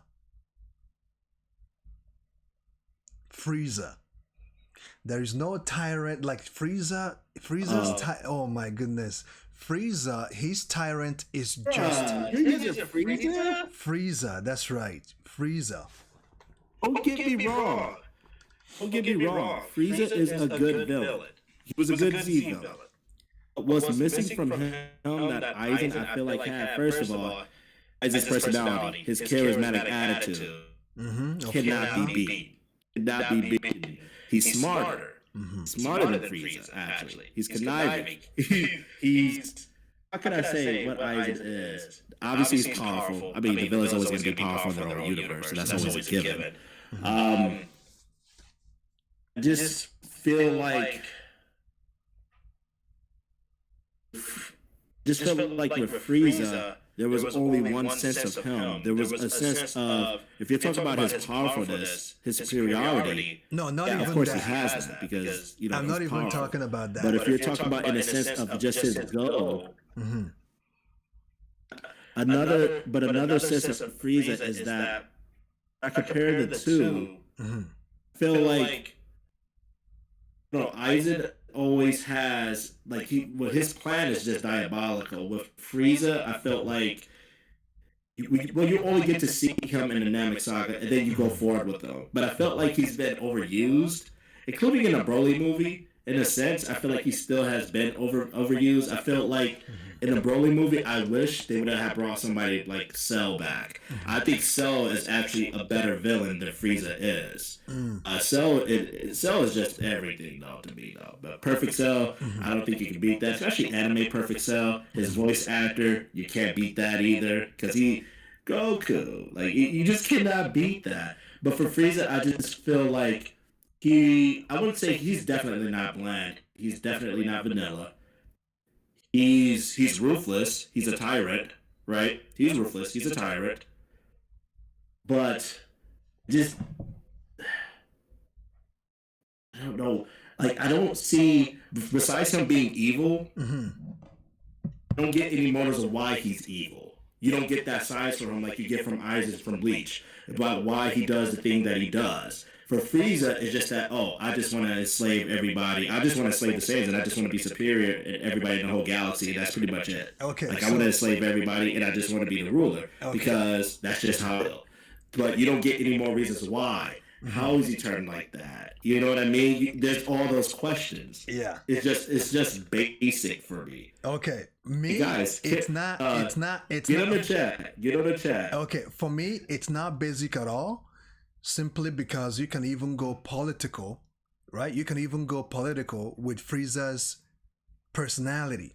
For him and for his family to be powerful enough to enslave not just the Saiyans, because Frieza's family put a lot of people, a lot of space people, a lot of civilization under their rule. Aizen never did that. Aizen tried and he failed. Right? And of course, you can talk about Aizen, his charisma, his personality, his his ability and all of that stuff. But Aizen tried to take over society. You're still losing me though, man. Aizen, I'm coming. Aizen tried to take over society and he failed. Frieza and his family not only subdued the Saiyans, and they had the ability to subdue other races as well, because Saiyans were not the only race that they had to bend to their will. They are literally pirates, right? And for him to not only this guy literally wiped out the Saiyan race. And the Saiyan race, they are not the only people that him and his family wiped out. They have also wiped out other races as well. And for him to have the mental capacity and the intelligence to kill the king, take his son, and make his son work for you, right? Be loyal to you, do your bidding for you, and conquer planets for you. That got to be that is intelligence right there.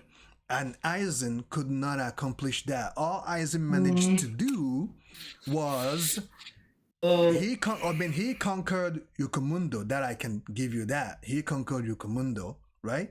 He took over the Arankers and he became the leader of the Arankers. But that was where his tyranny stopped. It didn't advance from then on, because once he wanted to take over the whole thing, and he wasn't even able to go to the royal palace, because that was his mission from the get-go, to get to the royal palace and conquer it, and then subdue everybody under his own will. But he did not accomplish that. But Frieza, you can just imagine the amount of race Frieza and his family has sent to the afterlife. If we count the numbers, it cannot be compared to Aizen. And not only we're talking about galaxy here, right? With Aizen, we're only talking about one realm. Right? Okay, you get Soul Society, you get Hukamundo, and that's it. But with Frieza, we're talking about galaxy here. We're talking about planets, conquering planets after planets, right? Forcing the people that live there to be a slave. Okay. But now you're going into a different argument though. You're going into which one had the better rate of success, as opposed to which one was actually the better villain. Because when you're talking about characters, you're talking about real written characters.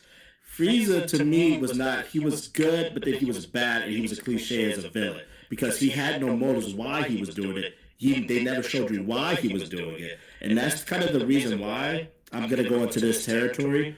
While even I love Dragon Ball Z for what it is because it has a special place in my heart, the story is cliche. Oh, there's a reason why. Most points during this arc. It's really the simple story is a villain either hears about the Dragon Balls, try to get the Dragon Balls, the Z fighters try to fight them, and then they get beaten midway, and then they get strong enough to beat the character. So when I'm talking about best villain, this is including best written villain too. That actually makes you think and sympathize with the villain. Like when I think of Frieza, I can't really sympathize with why he's doing it. Okay, so you're just doing it on a whim, so you're just like a person of destruction. Like, you just want destruction. You just want to see the world burn. So is this like a Joker anarchy kind of thing? Not you know necessarily, what I mean? not necessarily though. Not necessarily. He doesn't. That's what I mean by villain though too. That's what it means by villain, because why is he doing it? You have to ask all those questions if you're looking at it from a written standpoint. If you're talking about best written character, it's Aizen over Frieza. But if you're talking about a person who completed his goals, I would give you Frieza over Aizen. I mean, like you said, the proof is in the pudding. He's dominated for what, decades before Goku even arrived to become a Super Saiyan and all that stuff and beat him, which was a legitimary moment. We'll talk about that. And the reason why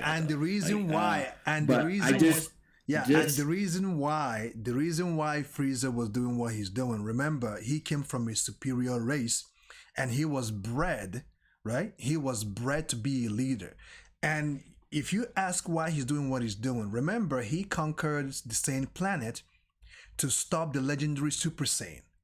That's the reason why he had to destroy Saiyan's planet in order to stop them from manufacturing that, or from that legendary Super Saiyan coming to fruition. That was why he destroyed the Saiyan planets. And ever since then, he had to make sure that he keep an eye on Vegeta and his followers to make sure that they don't get too strong. Because remember, Frieza's race, if they sense that this race is going to get stronger than them, they'll wipe them out of existence. So there is a reason why they do what they do. Aizen, at the same time, we all get the reason why he's doing what he's doing. But for you to say that Frieza, there is no reason why he's doing what he's doing, no. The reason why... No. See, no. I didn't say there's no reason why he's doing it. I'm saying they never give the readers the insight of how he got to that point, the reason why he's doing it. You can't. So that's a generic argument to make. So he's just born from superior beings. In their minds, we're just going to be superiors. That's lazy. See, for me, from a writing aspect, that's kind of like, okay, whatever. But if you're talking about best villain, that's like talking about the best character. What makes them the best character?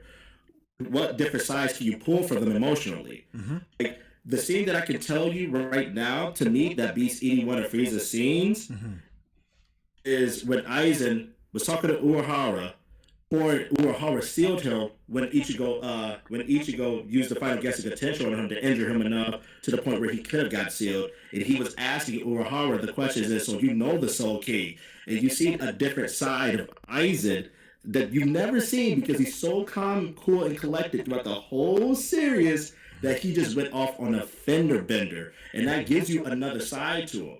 But with Frieza, you don't see anything else. It's just plain tyranny. So that's what I mean by, I'm not going to call him a vanilla villain, because I will never do that, because I love Dragon Ball Z. But it just doesn't bring enough. Like, I felt like Cell was a better villain than him, even though Cell wasn't successful. Cell is better villain than Frieza? I feel like there's a lot of things more for Cell. For real? For real? I like Cell better than Frieza. Let's not go to Cell for now. Let's just keep it to Aizen and Frieza. Okay, you realize something, that ever since we started debating who is a better villain, I haven't bashed Aizen in any way, shape, or form. I haven't bashed him because I respect. No, it's not necessarily. But not necessarily. But the reason why I'm just telling you what. Yeah. I haven't said anything wrong about him because I respect his character and his persona as a villain. But Frieza is such a tyrant that not only did he have people do his work for him, and when he seems, or when they get too strong, he kills them. Imagine this: making a just annihilating and wiping a race of civilization of the planet and subjugating the survivors under your will. Vegeta did everything for Frieza, but in the end, Frieza killed him anyway, simply because he can. And the way Aizen treats his followers is not the same way Frieza treats his followers. Aizen has respect for his followers. As long as they're going to do what he asks them to do, he doesn't really mind it until they fail. And you can kind of say the same thing as with Frieza as well. But Frieza, even if they fail, he doesn't kill them off because he knows their value to him. As long as they don't go against him, right? He will keep them alive because he needs them. But with Aizen, each and every Arrancar that fought for him that failed, he kills them. Right? He kills them. So he doesn't he doesn't know the value. So in that sense, in that sense, that's what makes him a better villain than Aizen, because Aizen killed off the people that he felt like is actually smarter if you really think about it. Frieza, see, that's the thing. Frieza was really smart enough too. If you want to really go to realistic approach, right? Let's go to the realistic approach about the way he did things, because I think that's where you're going. Actually, let's start off with Aizen. Aizen actually commented, because remember, who was it that actually was talking to him about? Oh, I think it's after he slayed Hannibal, right? After she failed to kill Toshiro or whatever, he just slayed Hannibal, and then she was falling or whatever out the sky. And I remember, I forgot who it was that was talking to him. And guys in the comments, you guys would probably tell me who it is. But someone asked him, hold on, that person was loyal to you. Why would you do that? He said, and he literally said, which was a good way of thinking, like, I didn't tell them to follow me. They did it on their own accord. I told them my goals, and they wanted to follow me instead. Because obviously they know Aizen, his strength or whatever, no one can really match it either. So I like that more realistic approach. They followed me on their own accord. I didn't tell them to, and I never told them to trust me either. You know what I mean? So that kind of makes sense too in that route. But with Frieza, my question was always like this though, because you just touched upon this. He knew that Vegeta was alive, right? So he knew Vegeta was alive, right? So the question is, why did he slay Vegeta as soon as possible? If it was more of a realistic take. I can answer Go back up your arm. If he knew, you know what I mean? I can answer that for you. If he knew that Saiyan will rise up and he was fearful of it, but then you can make the argument to say, why didn't he finish off Goku too right away? Because he had the powers to do so, right? He had the powers to finish off Goku, but he didn't, and he allowed him to transform into a Super Saiyan. I will also answer that question for you as well. Yeah, should I go? Yeah, should I go ahead? Oh yeah, go ahead. Okay, go so your question was, after he annihilated the Saiyan planet, killed them off, he knows that Vegeta is still alive. Nappa, Raditz, right? Why didn't he kill Vegeta, and why didn't he kill Goku? Well, just like I said, Frieza understands the value of his subordinate, to have a subordinate, to do your bidding for you when you don't have to do as much, right? Yeah. So he knows that keeping a few Saiyans alive marginalize their race so that he can control them, because he knows that Saiyan's race continues to populate. Each and every time him and his father goes to the Saiyan planet, there's a lot of them. And they continue to talk about this legendary Super Saiyan. So he kept Vegeta alive to marginalize the Saiyans. Knowing that Vegeta is the prince of all Saiyans, he can use Vegeta to keep the other Saiyans in control. Also, making sure that they will be loyal to him, right? Because what's the point understanding someone's value and taking them out anyway?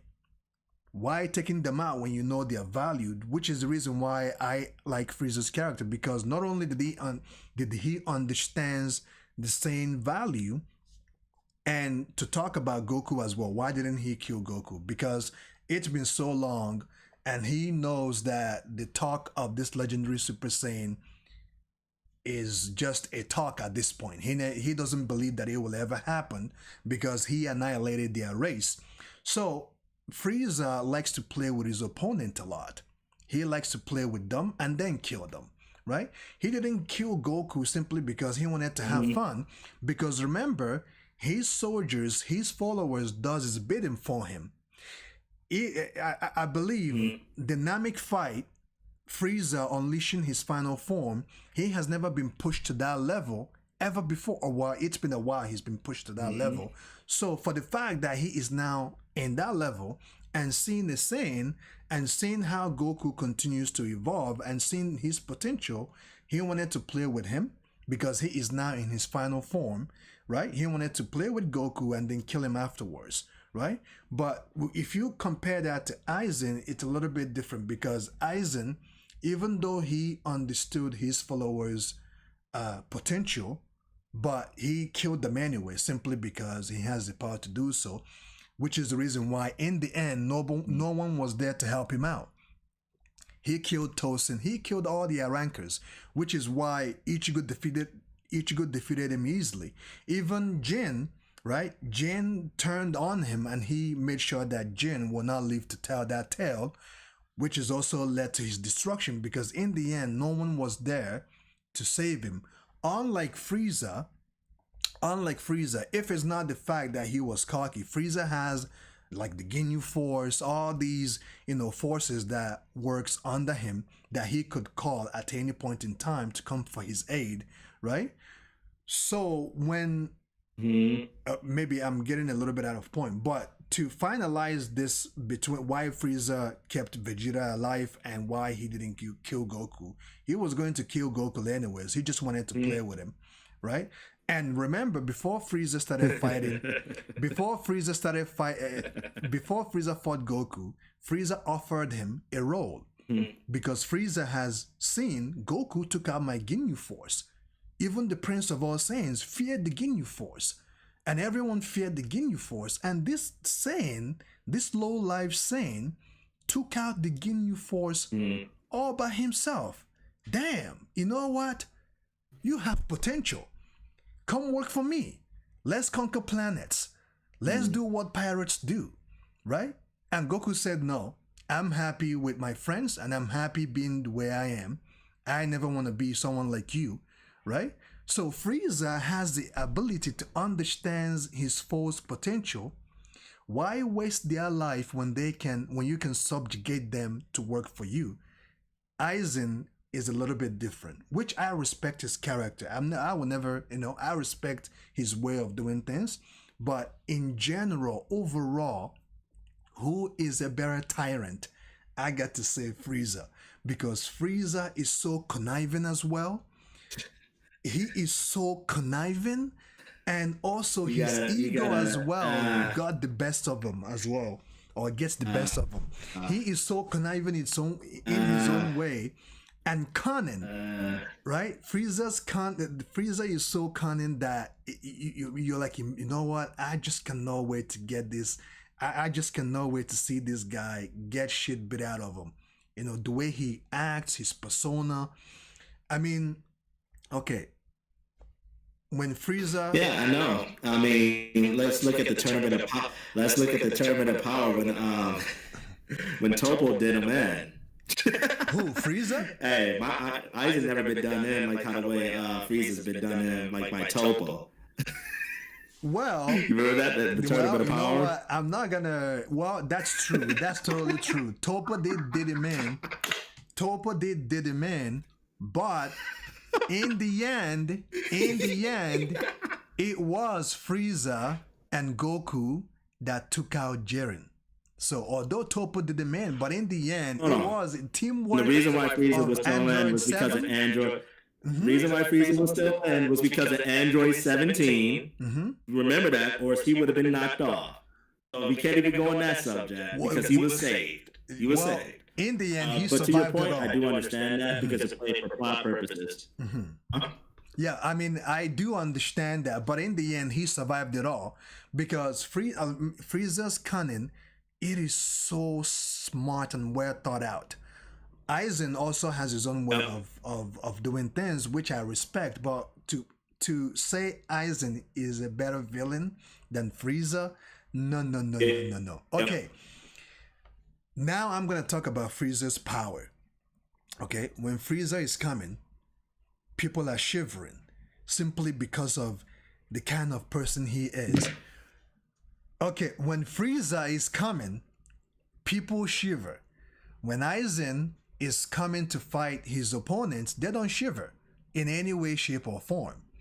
I have never seen any Aizen's. I have never seen who. Okay, no. But first off, one is because no one Aizen deals in secrecy, just like he did. He was plotted for 100 years. You can't use that argument.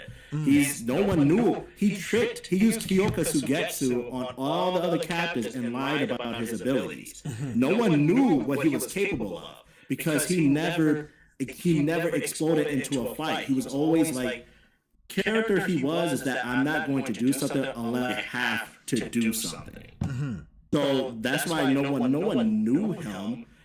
Yeah, you could say Frieza's been a tyrant of the galaxy for many decades. Yeah, so everyone knows of his name. So everyone knows of his strength. When you meet Aizen and Bleach, I mean, he was a captain. No one knew that he was going to turn evil until he did it. After the Serite and everything, the whole incident with Rukia. So I think you can't really necessarily use that argument because no one knew him, except for Wakamundo, which that's in a different plane. That's in a different world. So that's Wakamundo. So people knew him before. Actually, yeah, that was before the incident. He went to Wakamundo before the incident at the Serite, where Rukia was about to be executed, because that's where he went off to next. Unless it happened right after. Someone, no, because they never really go into that. Like, when was the placing where he went to Wakamundo to take on the King Barrigan, which I do feel bad for him because, hey, I feel bad for his character, but you can't compare it like that. That's my thing. He's a classic villain. Forever will be a classic villain, just like Cell. Majin Buu. Yeah, some people deem him a classic, some people don't. No. It's give or take. It depends on the Buu. It depends on the Buu that you're caring about. Like, I feel like Buhan is like to me that's like the better version, especially at the head of Kid Buu. I never really liked Kid. I like Kid Buu. Like Kid Buu because he was ruthless, his attitude, he didn't care. But that's only if you're like that kind of character, that type of person who likes destruction. A villain who just ultimately just likes destruction, that kind of attitude. Then Kid Buu's Kid Buu's is your territory. I never really liked Kid Buu. I liked actually Buhan more than Kid Buu because I felt like he was smarter. But that's just me. As far, I will say that Frieza is a classic villain, but for me personally, the better written villain is still Aizen over Frieza. I like Frieza. I never disrespect him. Actually, I played with him in Dragon Ball FighterZ, if you even play that. Do you play Dragon Ball FighterZ at all? No, I haven't played Dragon Ball FighterZ yet. Oh man, and you're missing out. You're missing out. So yeah, it's a great game, but I think it's to the point now for me that Frieza's being diluted. Like the word that you use, diluted in the series, especially in Super. Like in Super and Broly, it was more like, okay, he's using Broly to try to get him over, which to me was kind of.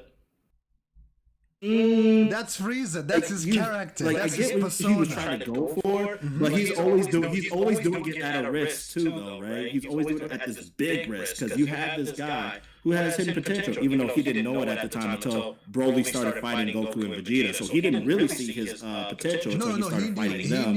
And then when he killed his father, Paragus, to make him transform. No. Frieza knew Broly's potential. Because if he didn't, he would have killed him as soon as he met him for the first time. Because Frieza has gotten to a pinnacle of his... Remember. So, by that logic then. Yeah. Okay, no. By that logic then. So if he did know about his potential. He knew that there were Saiyans on the planet where he took him from. But you're saying that he knew that he was a legendary Super Saiyan then, or going to be. No, not. You said that Frieza knew about Broly's potential. Yes, he does, because as soon as he saw Broly, as soon as Broly and Paragas walked inside Frieza's ship, Frieza gauged them. You can literally, even though there wasn't much dialogue, you can sense that Frieza, he could feel Broly's energy, which is the reason why, and again, to look closer. Hold on. Let me finish. Also, to look closer to Frieza's character, when he met Broly and Paragas, he stayed calm to watch their interaction. Once he realized and recognized that Paragas is the one that controls Broly, even he knew it right off the bat that Broly is nothing more but a fighter, a mindless fighter who is controlled with gadgets. So what Frieza did was he called Paragas to a meeting. Broly wasn't there, and he had a one-on-one conversation with Paragas to kind of give him a rundown of his son. And Paragas did say everything that he needed to hear. And then that was when Frieza told Paragas that, do you know that the Prince of all Saiyans is still alive? Because Paragas also explained how he feels towards King Vegeta. And because he exercised his bigotry towards King Vegeta, Frieza then used that opportunity to ignite that fire, that hate inside him. Oh, you know what? His son is still alive. I will take you there. So they got to planet Earth. Frieza is watching Broly. And everyone, and again, not only did Vegeta, so Frieza is watching Broly. As Broly fight Vegeta, Broly is getting better and better. Even Vegeta said it. He continues to get better and better as he fights. So when it got to a point where Frieza felt there is more to this guy, he reminds me of Goku. He has a genuine heart. There's more to him. For me to draw that inner strength of his, I'm gonna have to do the same thing I did on planet Earth. On planet Namek, which is why Frieza remembered what he did to Krillin and the impact or the ramification of that, and he tried the same thing on planet Earth, which is killing Paragas, because he knows that once he did that, it will trigger the inner strength of Broly, because Frieza, he is a very, very smart villain. He knows what he's doing, because he watched the fight. He's watching the fight between Broly and Goku and everything. And when he saw Broly starting to lose the fight, he figured out, you know what? He has a righteous heart. He's like Goku. I'm going to have to draw that inner strength of his. And to do it, he remembered what he did on planet Namek. He applied the same method, knowing fully well what that would do, and it did just that. And when that happened, he said Subarashi, I believe, excellent, because that's what he wanted. He wanted to get his revenge on Goku by using Broly to do it. Okay. So I believe I've answered your question on that part, right? Who is a better villain in terms of this, that. Yeah. Anywhere you want to go with this, I'm okay. Let's talk about it. No, let's talk about it here, because that still doesn't classify him as a better villain than Aizen per se. To me, that doesn't. He's just using a person to justify the means. Aizen have done that with the armor cars. And the difference between what's the difference between Aizen and Frieza is the screen time that they have. Every time that Aizen's on screen, doesn't matter. He always steals the show. No matter what. Okay. It could be with Urahara, it could be with Ichigo, it could be with any single body. Every time Frieza's on screen, does he steal the show? Big Does he time. be like, oh, that's the person right there. That's the person that I'm most into. Big time. That's the person that is the person. Frieza. Big time, no. Frieza. Not when Goku's on screen. Not when Vegeta's on screen. That that's a lie. That is a lie. It's not really fair. If you have Frieza and Gohan on the same screen, the person I'm not looking at is Frieza. The person I'm looking at is Gohan. Just like in the Tournament of Power, when Frieza made that comment, oh wow, when he was interacting with adult Gohan, he made the comment, wow. You actually saved my butt. You actually saved me. You're here to save me. You came here to save me, right? And then Gohan was looked at him funny. He said, well, if you try anything, I'll kill you. But that's the person that was most interesting on screen was Gohan, because it's not Frieza. Not Frieza. Sorry to burst your bubble. All right, I'm just saying. On that, I'm just saying. You haven't even finished the arc yet in Bleach, though. To be honest, so I can't. Don't want to give away spoilers. I'm not going to give away spoilers, but we will have this conversation again once you actually read Bleach in its entirety. So I'm not going to spoil it. I'm not going to do that. But you're talking about smart and outwitting people. You're just going to have to see. For me, I got to say, I do respect Aizen so much. And I do respect his character. He is a canon character as they come. But when we talk about the ultimate villain, whenever Frieza is around, hold on, let me say this. Whenever Frieza is around, I would say Perfect Cell is probably ultimate. Whenever Frieza is around, people know something bad is about to happen. The next thing you gotta think right away, okay, Goku better watch out, Vegeta better watch out. Each time Frieza gets inside the scene, the next thing you're thinking, at any point in time, he's gonna attack either Goku or Vegeta because of what they did to him. Each and every time Frieza is shown, you're thinking, okay, this man is at it again, because Frieza is always cunning every time he's shown. But nothing can be taken away from Aizen. And just like you said, I haven't finished reading Bleach. Hopefully when I'm done, I might have a change of heart that I don't know. But one thing that about Frieza, another stupid, like I felt like was kind of like what he did. Man, what's that? That was Resurrection of F. Dragon Ball Super Resurrection of F. Right. And that's when you first get to see Goku and Vegeta Super Saiyan Blue forms for the first time during that fight. What I did not like about it at all, of course it has something to do with Frieza, is that you achieve a new form, but you're not smart enough to know to regulate that form for very long at all. So you literally, it's like what Vegeta said. He said, well, pretty much you're stupid. You learned your golden form, but then you went your head rush thinking that you're going to beat us, and now look at you. Now he was actually killed again. So it was, that was one of the things I was like, hold on, really? That's how they beat him, and that's how he actually miscalculated that? For Frieza, to your point, diabolical, genius. Yeah, planner at heart, right? But he was killed twice, though. Planner at heart, right? Yeah, but then you lose. Yeah, but you lose. Yeah, that's brought true. Back, killed. No, I'm not gonna. He was defeated on Namek.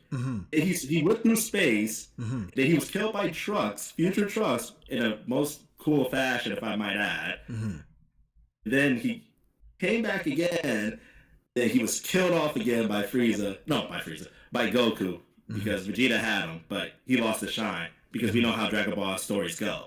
Vegeta gets there for a little bit to do whatever, and then Goku takes all the shine, because it just becomes the cliche story that it is now, unfortunately. And that's why Eva goes on to my list. That we were talking about like 5 greatest animes. Like the reason why I have Dragon Ball is even Z third. It's still within my heart because it's my childhood. It's my childhood. Like I'm sure it's most everybody else's. Is that Naruto and Bleach bring a greater story sense than Dragon Ball, because it's basic at most parts, especially with this villain and its writing. There's nothing new that you get out of it. Well, there's some things new that you get out of it. Like when Future Trust came, that was cool. Cell was cool. There's things. As a story to make you feel emotional, that's why I have Naruto and Bleach over Dragon Ball. Because Dragon Ball, the only time that I can tell you where I felt emotional was 2 times. I can name them. First time is when Krillin died and Goku transformed into a Super Saiyan. I was a kid. I cried when Krillin died right in front of Goku's eyes because Frieza is a bastard.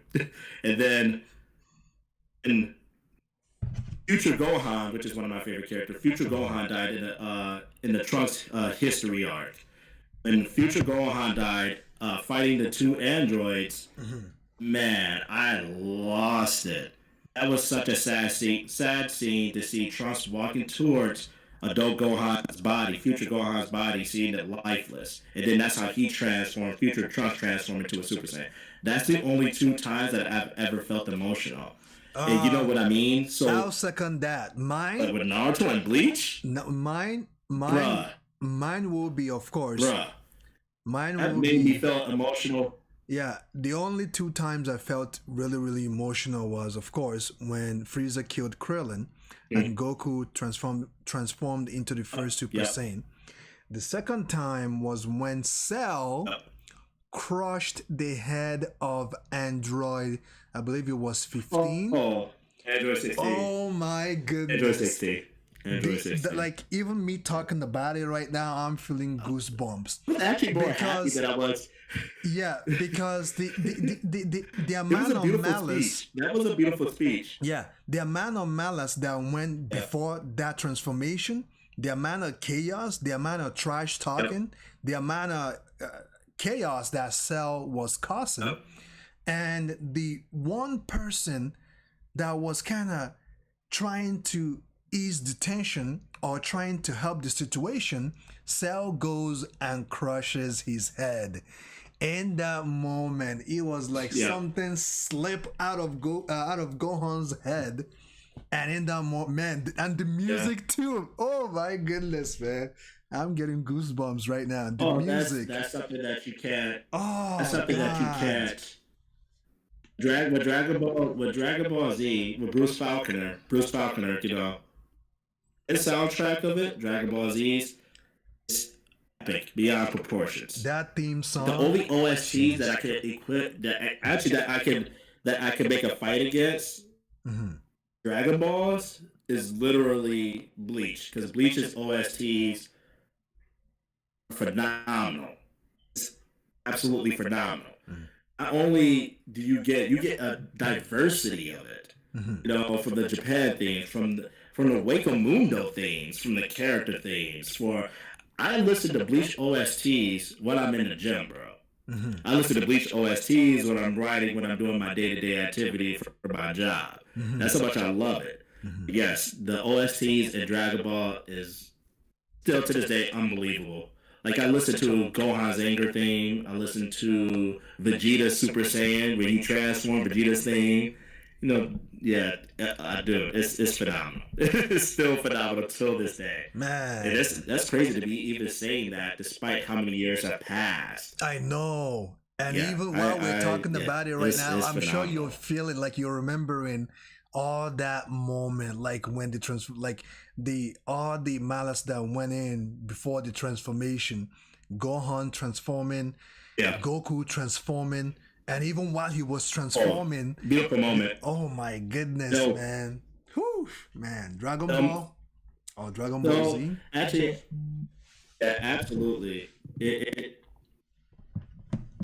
I was thinking about making a top 5 anime moments or top 10 anime moments for me for far, but definitely Gohan going Super Saiyan 2 is definitely one of them. But not in this way, man. What the heck? All right, guys. Do you guys have any more questions for me in EVlog before we talk about Aizen versus Frieza? Oh, someone just said that? Oh, 1 second. Someone just said that. Oh. What? You guys have any more questions? They're talking about something else. Aizen versus Frieza. That's not even fair. That didn't watch Abridged. They want me to watch Bleach Abridged for some reason. Oh, Bleach has an Guys, answer. have anything else? Anything else to add from EVlog?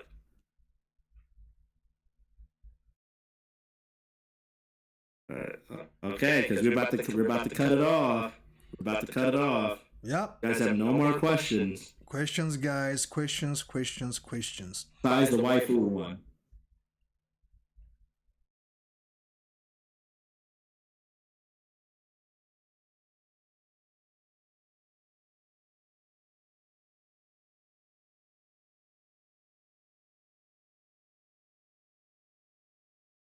And not even saying nothing. Yeah, trust me, once we end this stream, you see a bunch of questions popping up.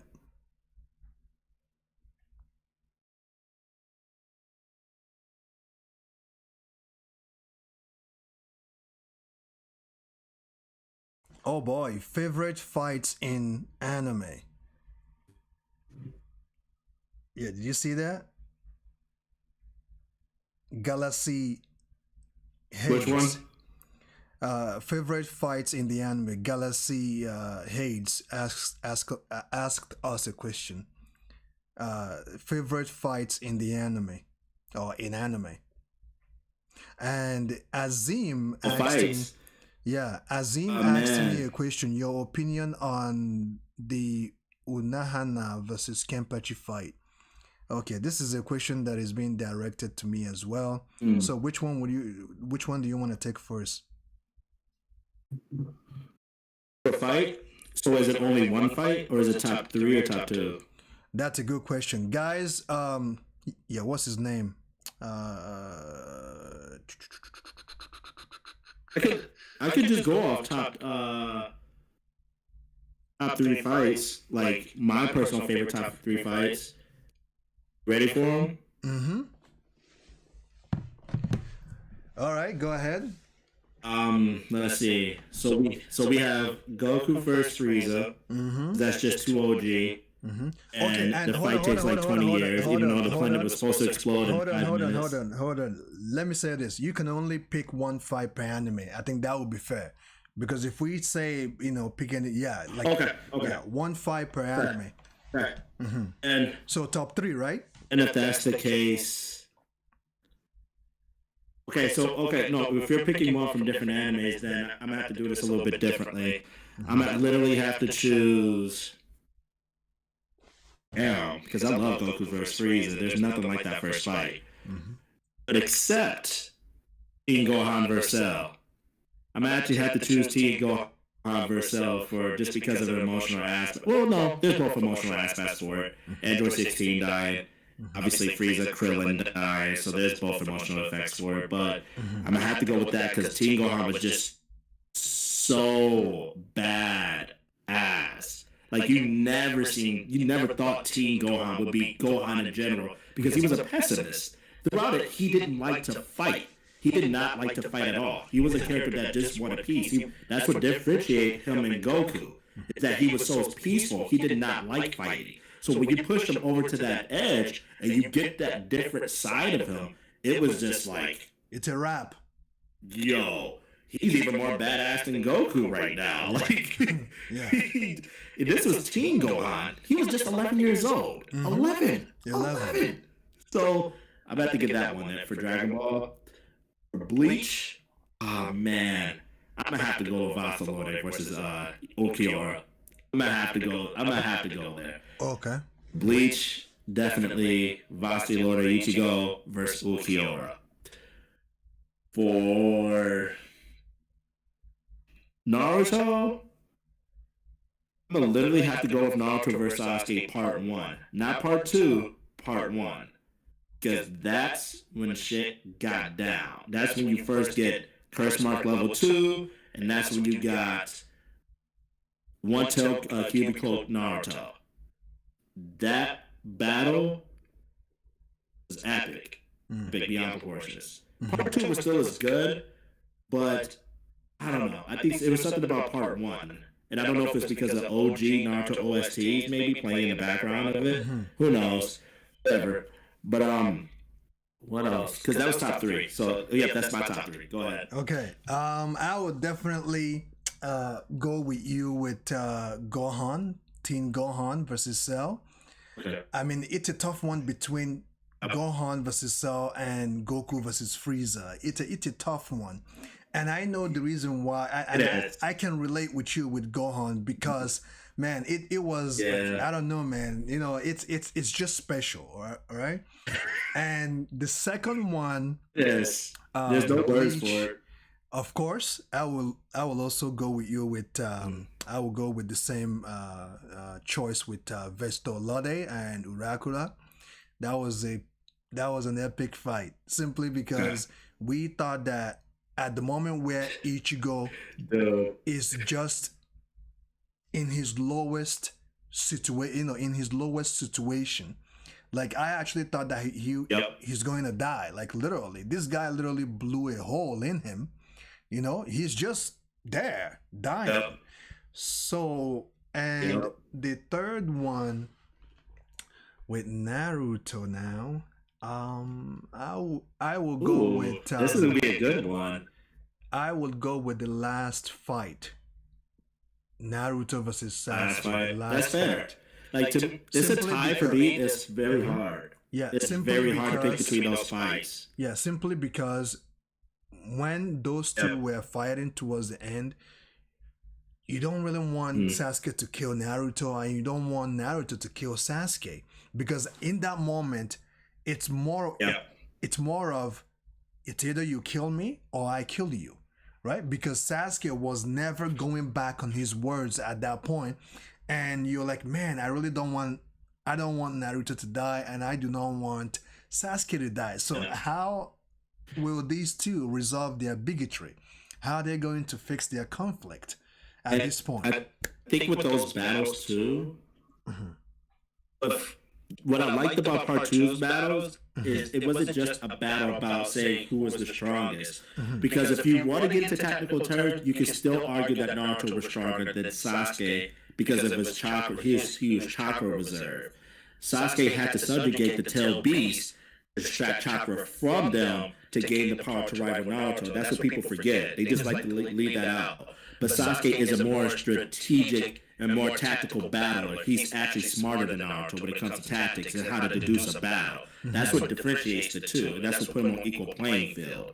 But what I loved about Part 2's battle, even though I didn't choose it, is that it's more of a battle of ideologies. It's more of a battle of, this is my way. My way of thinking is what's going to help the shinobi world.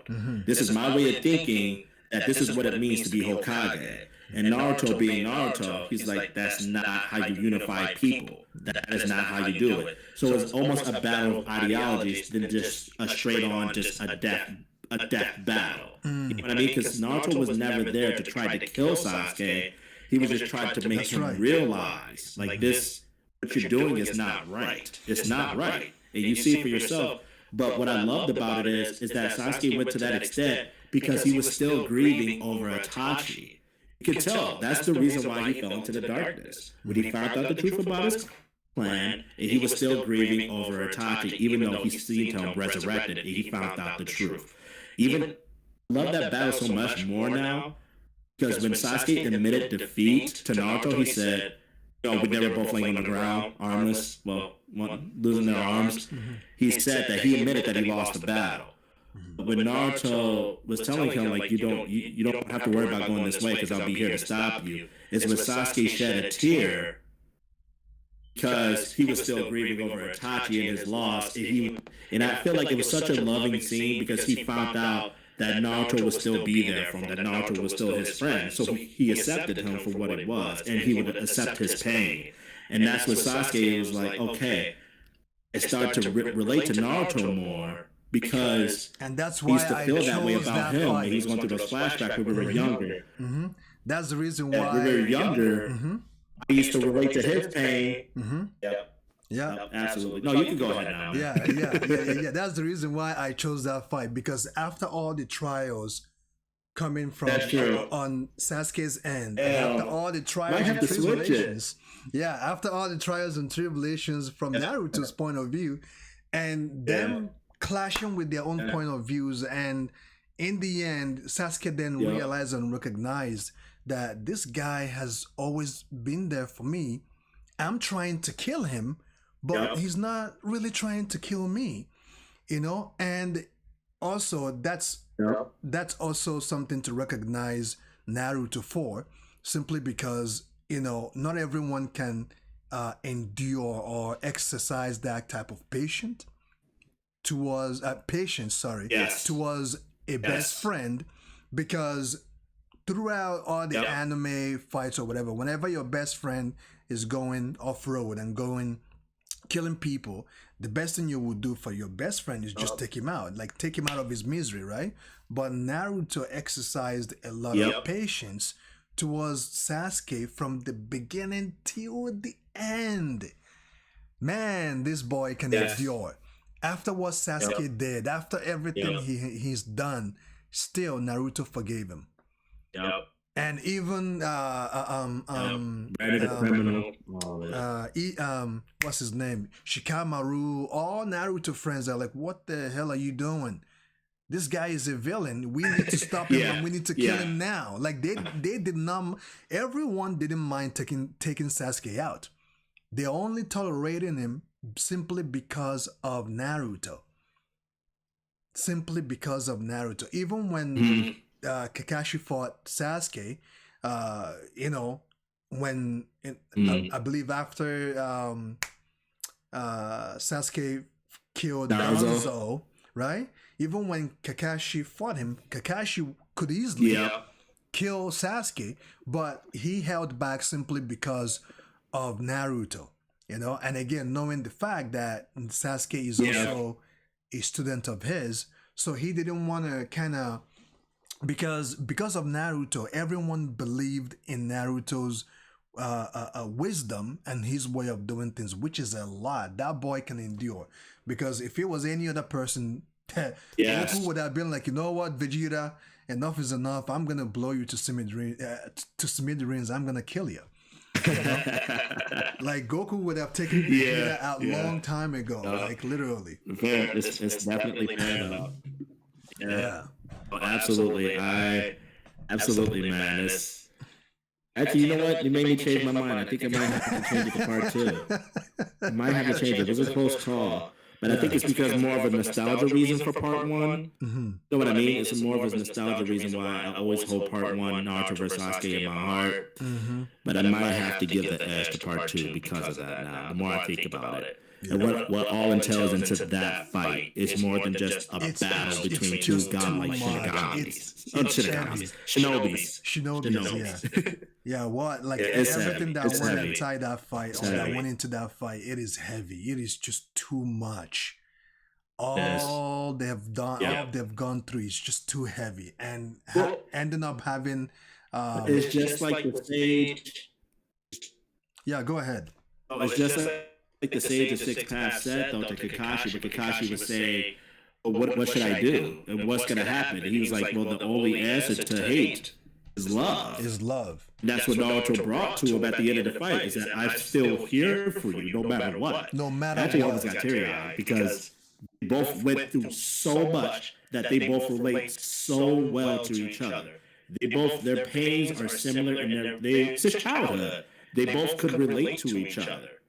It's so, in so many ways, that Naruto was the only person, not just because he's the main character, but he legitimately was the only person who could ever bring Sasuke back to the path of light. That's right. He's the only one. Because I don't think anyone else could have done it. Sakura tried many times. The only one. Not even Sakura. You see what he did to Sakura? Yeah, Sakura tried many times, and he almost cost her life. You know, no one could have, only Naruto. If it wasn't for Naruto, Sasuke would have become even a better Madara than Madara himself. He would have been like, he would have been worse than Madara. Imagine this scenario. Imagine this scenario after the fight. Imagine if Sasuke would have won that fight and he would have killed Naruto. Imagine a what-if scenario if he would have won that fight and killed Naruto. If he would have ruled the shinobi world with an iron fist from the shadows, just like he said, because that's what his version of being a Hokage is, similar to Itachi, by doing everything by himself, even though it's mind to do everything by himself. that was my mistake, and I should have let my comrades help me. But he was obviously, Itachi was Itachi. He did everything by himself. He was branded a traitor. He went through. Itachi is a great character. Speaking of Itachi, R.I.P. Itachi, great character. Some people hate him, some people love him. I love Itachi because he endured a lot. And he endured just as much. So. Itachi, actually, even more so because he was the one who killed their parent. Yeah, Itachi and Shinsu go hand in hand. Yeah. If you understand what I'm trying to say, yeah. Shinsu and Itachi go hand in hand. And you're right. Yeah. And I believe if Itachi was alive, I think Sasuke wouldn't have gone that far to seek for power and to do anything that it takes to obtain power. Simply because he has his older brother watching his back and training him. Yep. So I think the way the narrator did everything, I believe it was good. And again, if Itachi was alive, if he continued to live, he would have been a problem for Madara. I think so. He would have been a big problem for Madara. Yeah. Don't you think? No, it's true. So my next question for you is, who's your favorite Uchiha? Ooh, favorite Uchiha. Definitely not Sasuke. Definitely not Madara. Well, actually, with Madara, I'm kind of, definitely not Sasuke. Definitely not Madara. I think either Itachi or Shinsu. Either Itachi or Shinsu. Ooh, Shinsu. Yeah. Yeah, Shisui or whatever. I forgot his name. Shisui. Shisui, he is because he is dope. He is underrated. And it's just sad that he didn't get enough screen time. But the times you did see him, he was an absolute badass. He has the best genjutsu out of everybody, even beating Itachi Tsukiyomi. His jutsu allows him to manipulate the user to do whatever he wants. Think about that. Actually, everybody missed of his range. Kodo Amasukami. That ability, that genjutsu is the best genjutsu, period. And don't forget hence why Dazo always wanted to retrieve it. And don't forget as well, his Susanoo can seal an individual away. He has his Susanoo, or he has this ability. When his Susanoo comes out, he has this little jaw that he carries that he can use to seal his opponent away. Yeah, Shisui is a badass. He has ethereal weapons. He has the best defense and the best offensive weapons. He has the Tosca blade. And he has the defense. I forgot what the shield was called. But my favorite Uchiha would be Obito. I absolutely love Obito. I forgot about Obito. Love everything about Obito. Granted, I felt like he was a better Madara. I felt like he was even a better Madara than Madara was. And I like Madara, but I feel like as a villain in the role, throughout when you see him, he played it perfectly. You know what I mean? Like, I feel like he was just a better villain than Madara, even though the real Madara was manipulating him through the shadows, of course. But I love Kamui. Kamui's like one of my favorite, if not my favorite Mangekyo ability is Kamui. I absolutely love it. I love how OP it is. I wish, people ask me, what ability from the anime character would you rather have? And I said Kamui. I said it. I said I could send things to a different dimension. I could bring weapons out of a different dimension. I can have people phase through my body. I said, give me Kamui. Yeah. Or Kono Amasukami from Shisui, because that's the ultimate genjutsu. So. Yeah, I love Kamui. I love it so much. It's just too OP. And that's the reason why Masashi Kishimoto, I think that's the real reason why he got rid of it for Kakashi. Because he didn't let him keep both those eyes. He got rid of his one eye. And because he realized that it was too OP of an ability. But Kamui is really OP.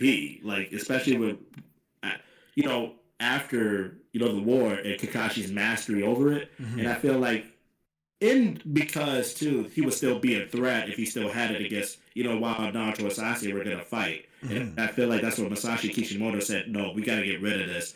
So there's no threat between Naruto and Sasuke from happening. Because if Kakashi would have had both eyes still, he could have literally Kamui Sasuke to a different dimension. Definitely. You know what I mean? So that's why I felt like, because I hated that, I was like, oh, why did you get rid of it? Okay, it makes sense now. The next question that I have for you is who is your favorite Hokage? Hashirama Senju. I absolutely love Hashirama. He's like Naruto. He has the goofy side of him. He's naive at times, but he has good and pure intentions no matter what. And he has wisdom. And then not only that, but he's just so mature and he carries himself very well. You wouldn't think to the point that you wouldn't, like, if you were being introduced to Hashirama just out of nowhere as a character, but in Naruto, you wouldn't think that he would be as strong as he is. You know what I mean? And that's what I like about him. He doesn't carry that with him. He's not ignorant. He's not of his own powers. Like, this dude, it was literally, I don't have to say it to you, he was literally OP. Like, the things he can do, wood style. Everybody wants Hashirama cells. Everybody wants Hashirama cells to power themselves up. This guy's cells are godlike. And even till today, people are still using his cells. But Hashirama... Even till today, people are still using Hashirama's cells to power their energy as well. Even in Boruto, they're still using his cells. Yeah. So that is a very, very good pick that you did there. Yeah, I will go with you on that. Even revived Madara. I mean, granted it was Kabuto, but he implanted Hashirama's face on his chest, bro. To use Sage Mode and all that stuff. Think about it. Enhancing his physical attributes. That's why I think one thing that people are forgetting about Naruto now, besides of him having control and mastery over his Kyuubi chakra, Kurama chakra, and Sage of Six Paths abilities, you have to understand this guy has his right arm is a Hashirama prosthetic. So all of that, and then his physical attributes is heightened because of Hashirama cells. Because everybody forget that he has that prosthetic, the Hashirama prosthetic. And I don't think a lot of people realize that. Like, when I talk about, how strong Naruto is now, a lot of people don't say that. And it's like, he should be able to use wood style now. He did in the Boruto episode. He did use wood style. He went against Momoshiki. He did it quickly though. He made the little symbol or whatever, and I think it was like to protect Boruto or something. From like a crash course. But yeah, Hashirama, I love him. That is my favorite Hokage. Every time he's on screen, he's either making a joke or he's just being badass. Either the two. So. And again, to piggyback on what you, to piggyback on, is Hashirama Senju, obviously. And also to piggyback on all day Hashirama Senju, of course. And also to piggyback on what you said about Hashirama, his character, it's so welcoming. Even when they were revived by Orochimaru, all the Hokages were there. And Sasuke wanted to act a fool. Sasuke wanted to act a fool. And the second Hokage wanted to attack Sasuke for disrespecting them. Sasuke was shut. Yeah, and Hashirama. Yeah, the way Hashirama diffused the tension, man, and also the voiceover, the voice speaker of Hashirama Senju, whether the English or the Japanese version, it's just superb. And you're right, the way he carries himself. Yeah, he doesn't carry his ability and his strength with him. He even told Madara, in order to have peace, you can take my life. If it will bring you peace, I don't mind giving my life to make sure that there will be peace. He took off his gears and everything and gave himself to Madara. And that was when Madara said, you know what, Moyi, enough, let's just go home, right? So Hashirama Senju, his character, man, he has so much wisdom. And when he speaks, you can see that wisdom oozing out of his words. You know what I mean? Oh man, he's an awesome character. Oh yeah. But he was sitting down, he sat down and tried to, he was like, well, Sasuke asked him a question, what is a village and all this other stuff? What is a shinobi? When Hashirama sat down and kind of explained it to him, it was yeah, like you could tell this guy he has great wisdom. Yeah. And what I love about Hashirama and Madara's relationship is that they're war buddies. You know what I mean? And I get it. For Madara, I feel bad for him. Like, not a lot of people do, but I do, because people were like, well, his brother was killed. Like, his brother's killed, whatever. Izuna. When Izuna was killed, that's when he really started to turn or whatever. That's the point where he really started to turn, when Izuna was killed by Tobirama, even though they were in the midst of the battle. But what I love about, I do feel bad for Madara, because, dude, look at the, like, you could say, well, the same thing can be said about Hashirama, because they grew up together, right? Battling each other. Look at the era they grew up in. They are literally war buddies. Like, they grew up in war times, even as kids. So to see all your family members die one after the other, one after the other, one after the other.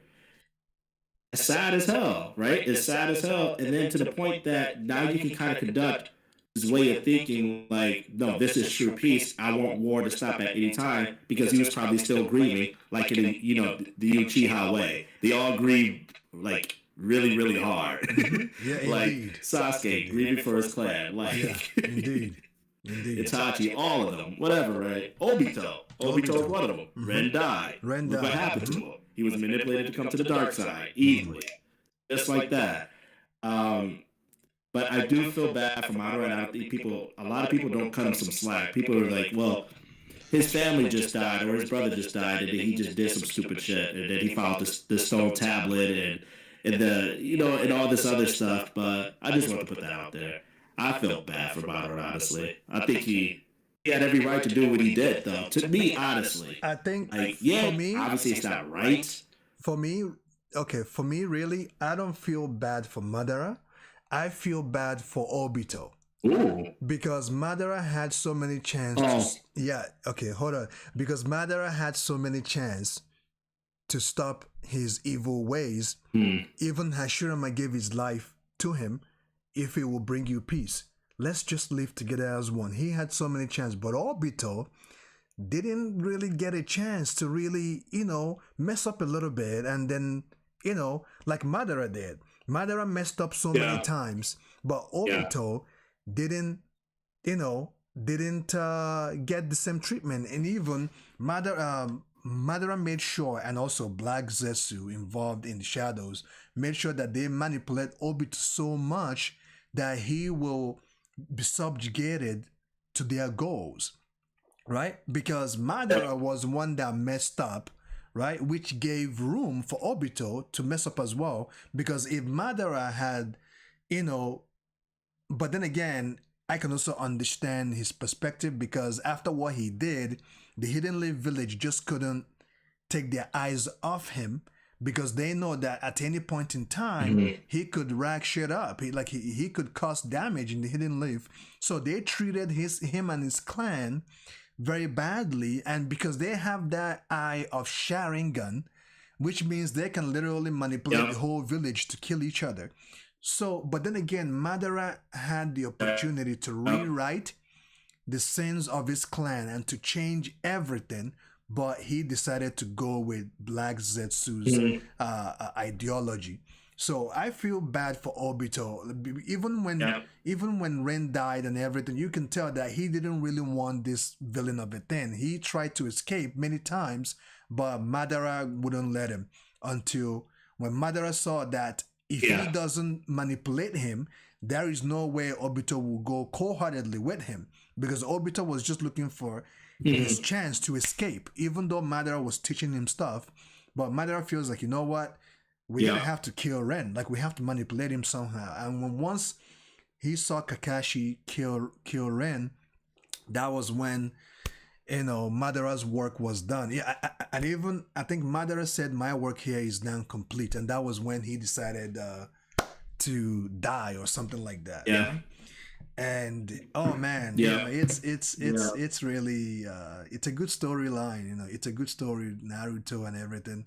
I gotta say that man, we can absolutely, we can depict these characters till tomorrow, man. It's just an amazing show. Oh yeah, man! It's always fun at times. Do you think if Pervy Sage, Jiraiya Sensei, if he defeated Pain, do you think that it would have stopped? It would have stopped the Fourth Ninja War. It would have helped to stop it if he had defeated Pain. No, it would. I mean, yes, it would help to stop it because that's there's Pain or whatever, right? He's a big part of the Akatsuki. But as far as stopping the war itself, no, Obito was going to go through whatever means to make sure that it happened. You know what I mean? Mm-hmm. Like, because essentially, Pain was defeated. Pain was defeated by Naruto. So the same thing, Jiraiya would have stopped. Like Jiraiya because remember, Jiraiya had an information. Pain was the leader. Mm-hmm. He thought Pain was the leader. Like he literally thought that he was the leader. Mm-hmm. Only to be unbeknownst that it wasn't Pain who was the leader. It was actually Obito who was trying to masquerade as Madara Uchiha. Mm-hmm. So I think it would be the same thing. I just think the Shinobi Alliance would have Jiraiya on their side, which is more power on their side. You know what I mean? Because he's a legendary Sonic. Mm-hmm. So they would have had that extra power on the Shinobi Alliance side. But I don't think it would have stopped it. Obito would have still been like, listen here, Kages. Fourth Great Ninja War, I declare the Fourth Great Ninja War on all of you. Still, it doesn't matter. I don't care who you got. It is what it is. Indeed. Obito did not care. He just did not care. He was like, hey, it's war. He asked him peacefully, hand over to Tail Beast. Didn't want to hand over to Tail Beast. Okay, then it's war. You chosen that path. Mm-hmm. Okay. Yeah, funny. Yeah. The next question now is, who would you pick between Gai Sensei and Itachi? No, I'm sorry, not Itachi. What's his name again? Kakashi. Oh, Gai Sensei or Kakashi? Mm-hmm. Let me tell you this straight. I love Gai Sensei. I just love Kakashi. There's just something about him. I love Kakashi so much. They're both they're both literally a different spectrum. It's almost like Naruto and Sasuke. Sasuke was a genius, right? He was born a genius. Everything came to him naturally, like Kakashi, right? But Gai Sensei had to train his ass off to get the power that he needed, right? Because he wasn't good at ninjutsu, so he had to up his taijutsu. Even though Naruto was in the same boat, he was just not really good at anything either. Even if it was ninjutsu, he could only do specific things, right? Kakashi just has such a love for his character. He's a mentor too. The things that he had to go through too. I'm not saying like I'm going to compare him to Gai Sensei and their hardships, but I just felt like Kakashi did have to go through more because he lost his captain. Remember that. He lost Minato. He lost his best friend. He lost his father. He lost Obito. Then he lost Ren. He literally lost this whole team. And he lost his father too. But I'm not trying to compare it that way. Yes. And he lost his father too. He lost literally everybody who was close to him growing up. Literally. And that's not the reason I'm going to say that's the reason why I like him more than Guy. I just think it's more of just Kakashi's personality, and it's cool. He can be funny at times too, when you least suspect it. All he cares about is reading his books that Jiraiya makes. He's just, I don't know. He's just like a man full of wisdom. Like he knows how to say the right words at the right moment. He's like one of those people. You know what I mean? Mm-hmm. He knows when to say the right things. So I don't know. I love Kakashi. What about you? Well, I would probably say exactly the same things that you said, simply because Guy Sensei, he had to work so hard to obtain his powers. When Kakashi, things came easily for him. It's just like Naruto and Sasuke. Naruto had to work very hard to achieve his power and his ability. When Sasuke, things comes just like that.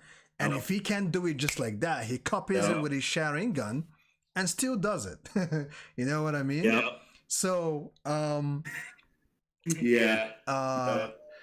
well, due to the fact that Guy, we didn't see him lose anyone that he really cares for. I think Neji, he cared for Neji, but Kakashi lost more than Guy did. Although you can't use that to, say, oh yeah, I like Kakashi better than Guy. Well, because they are important. Their character and their relationship, you get it. You know what I mean? But I will pick Kakashi over Guy. But I like Kakashi, but I love Guy Sensei simply because just like you're saying, like Guy also has a way with his own, he also has a way with words. When he was motivating Rock Lee, when people were making fun of Rock Lee for not having any ninjutsu or whatsoever, that he's dumb, he's never gonna be anything.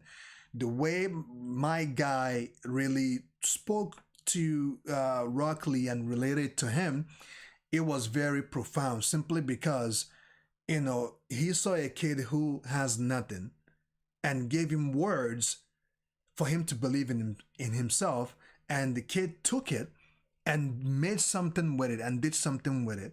So I like Kakashi, but I love Guy Sensei, so that's my take on that. Absolutely. That's my take on that. Absolutely. I definitely agree with you. Definitely agree. The chat? Hold on. What's going on with the chat? What's going on with the chat? Yeah, we haven't looked at the chat. Y'all still live? Oh, Spanish. All right, guys. If you guys don't have Myō'ō, you're right. Not even close. She wins easily. All right, guys. You guys have any more questions? Or we're cutting it. How long has it been, actually? I don't even know. I mean, we started around 7:30, so it's been like almost 3 hours, I think. 3 hours plus, I think. All right, guys. All right. Yeah. Okay. I think we should cut it. Yeah, they're good. They're good. I mean, you got things to talk about, future things. Definitely, man. So so right now you're doing Berserk, right? When you're done, Berserk, right? You're doing solar leveling. You're doing Tower of God. Tower of God. Yeah. So okay. Well, when those three right now. Yeah, I really want to. I really want to read with you, with Berserk, but I think by the time I'm done Bleach, you've probably reached where the anime ended, right? I think by the time I'm done Bleach, you probably have passed where the anime ended. So we're gonna wait until you finish and I finish Berserk. We're gonna talk about that, or else if you want to talk about the fight between Zod and Guts, what you think about it, we can talk about that. And once I'm done Bleach, we're gonna talk about that. And solo leveling, I'm still far behind, but I'm gonna catch up soon enough. But even if you want to talk about any anime that if you want to do this again, if you want to talk about Jujutsu Kaisen, if you want to talk about any anime whatsoever, I'm free. We'll definitely do this again. Yeah. And I want to take this opportunity to thank each and every one of you guys that came on to support us. Much appreciated. Don't forget to go and support Bluur Nation. Thank you guys. Okay, don't forget to go and support him. He's doing pretty great, and you know, I cannot wait to do more of these discussions with him. Thank you for having me on, man. Yeah, no problem, man. No problem. Absolutely. Thank you for having me on, dude. I appreciate it, bro. Yeah, appreciate it. Thank you for the invite. Yeah, if you remember, I feel honored to be your first collaboration. I know, and if you remember, we said that we're only going to do 45 minutes of conversation and dialogue, and then we ask questions, right? 45 minutes has turned into almost 4 freaking hours of live streaming. That's really awesome, man. Because we said it. Okay, we that did not work out. Make the video very short, 45 minutes, and then question, and we go. But it has turned into something else. 3 hours, almost 4 hours of live stream. That's awesome. That's really nice. All right, guys. Let me take us home. Thank you guys so much. Much appreciated, each and every one of you, wherever you are out there in the world. I know these are hard times, and I know it's not easy. And for the fact that you guys made time to come to this stream to, you know, hear us discuss our perspective on animes, and, you know, me and this guy, we had such a good time, and I don't even need to say, you guys will see it through our dialogue. And I want to thank each and every one of you. Thank you guys so much for supporting us. Much appreciated. And on that note, continue to stay safe, stay classy. Yes. And damn, keep on keeping on. Yes. All right, man. Thank you so much. You guys. Yeah.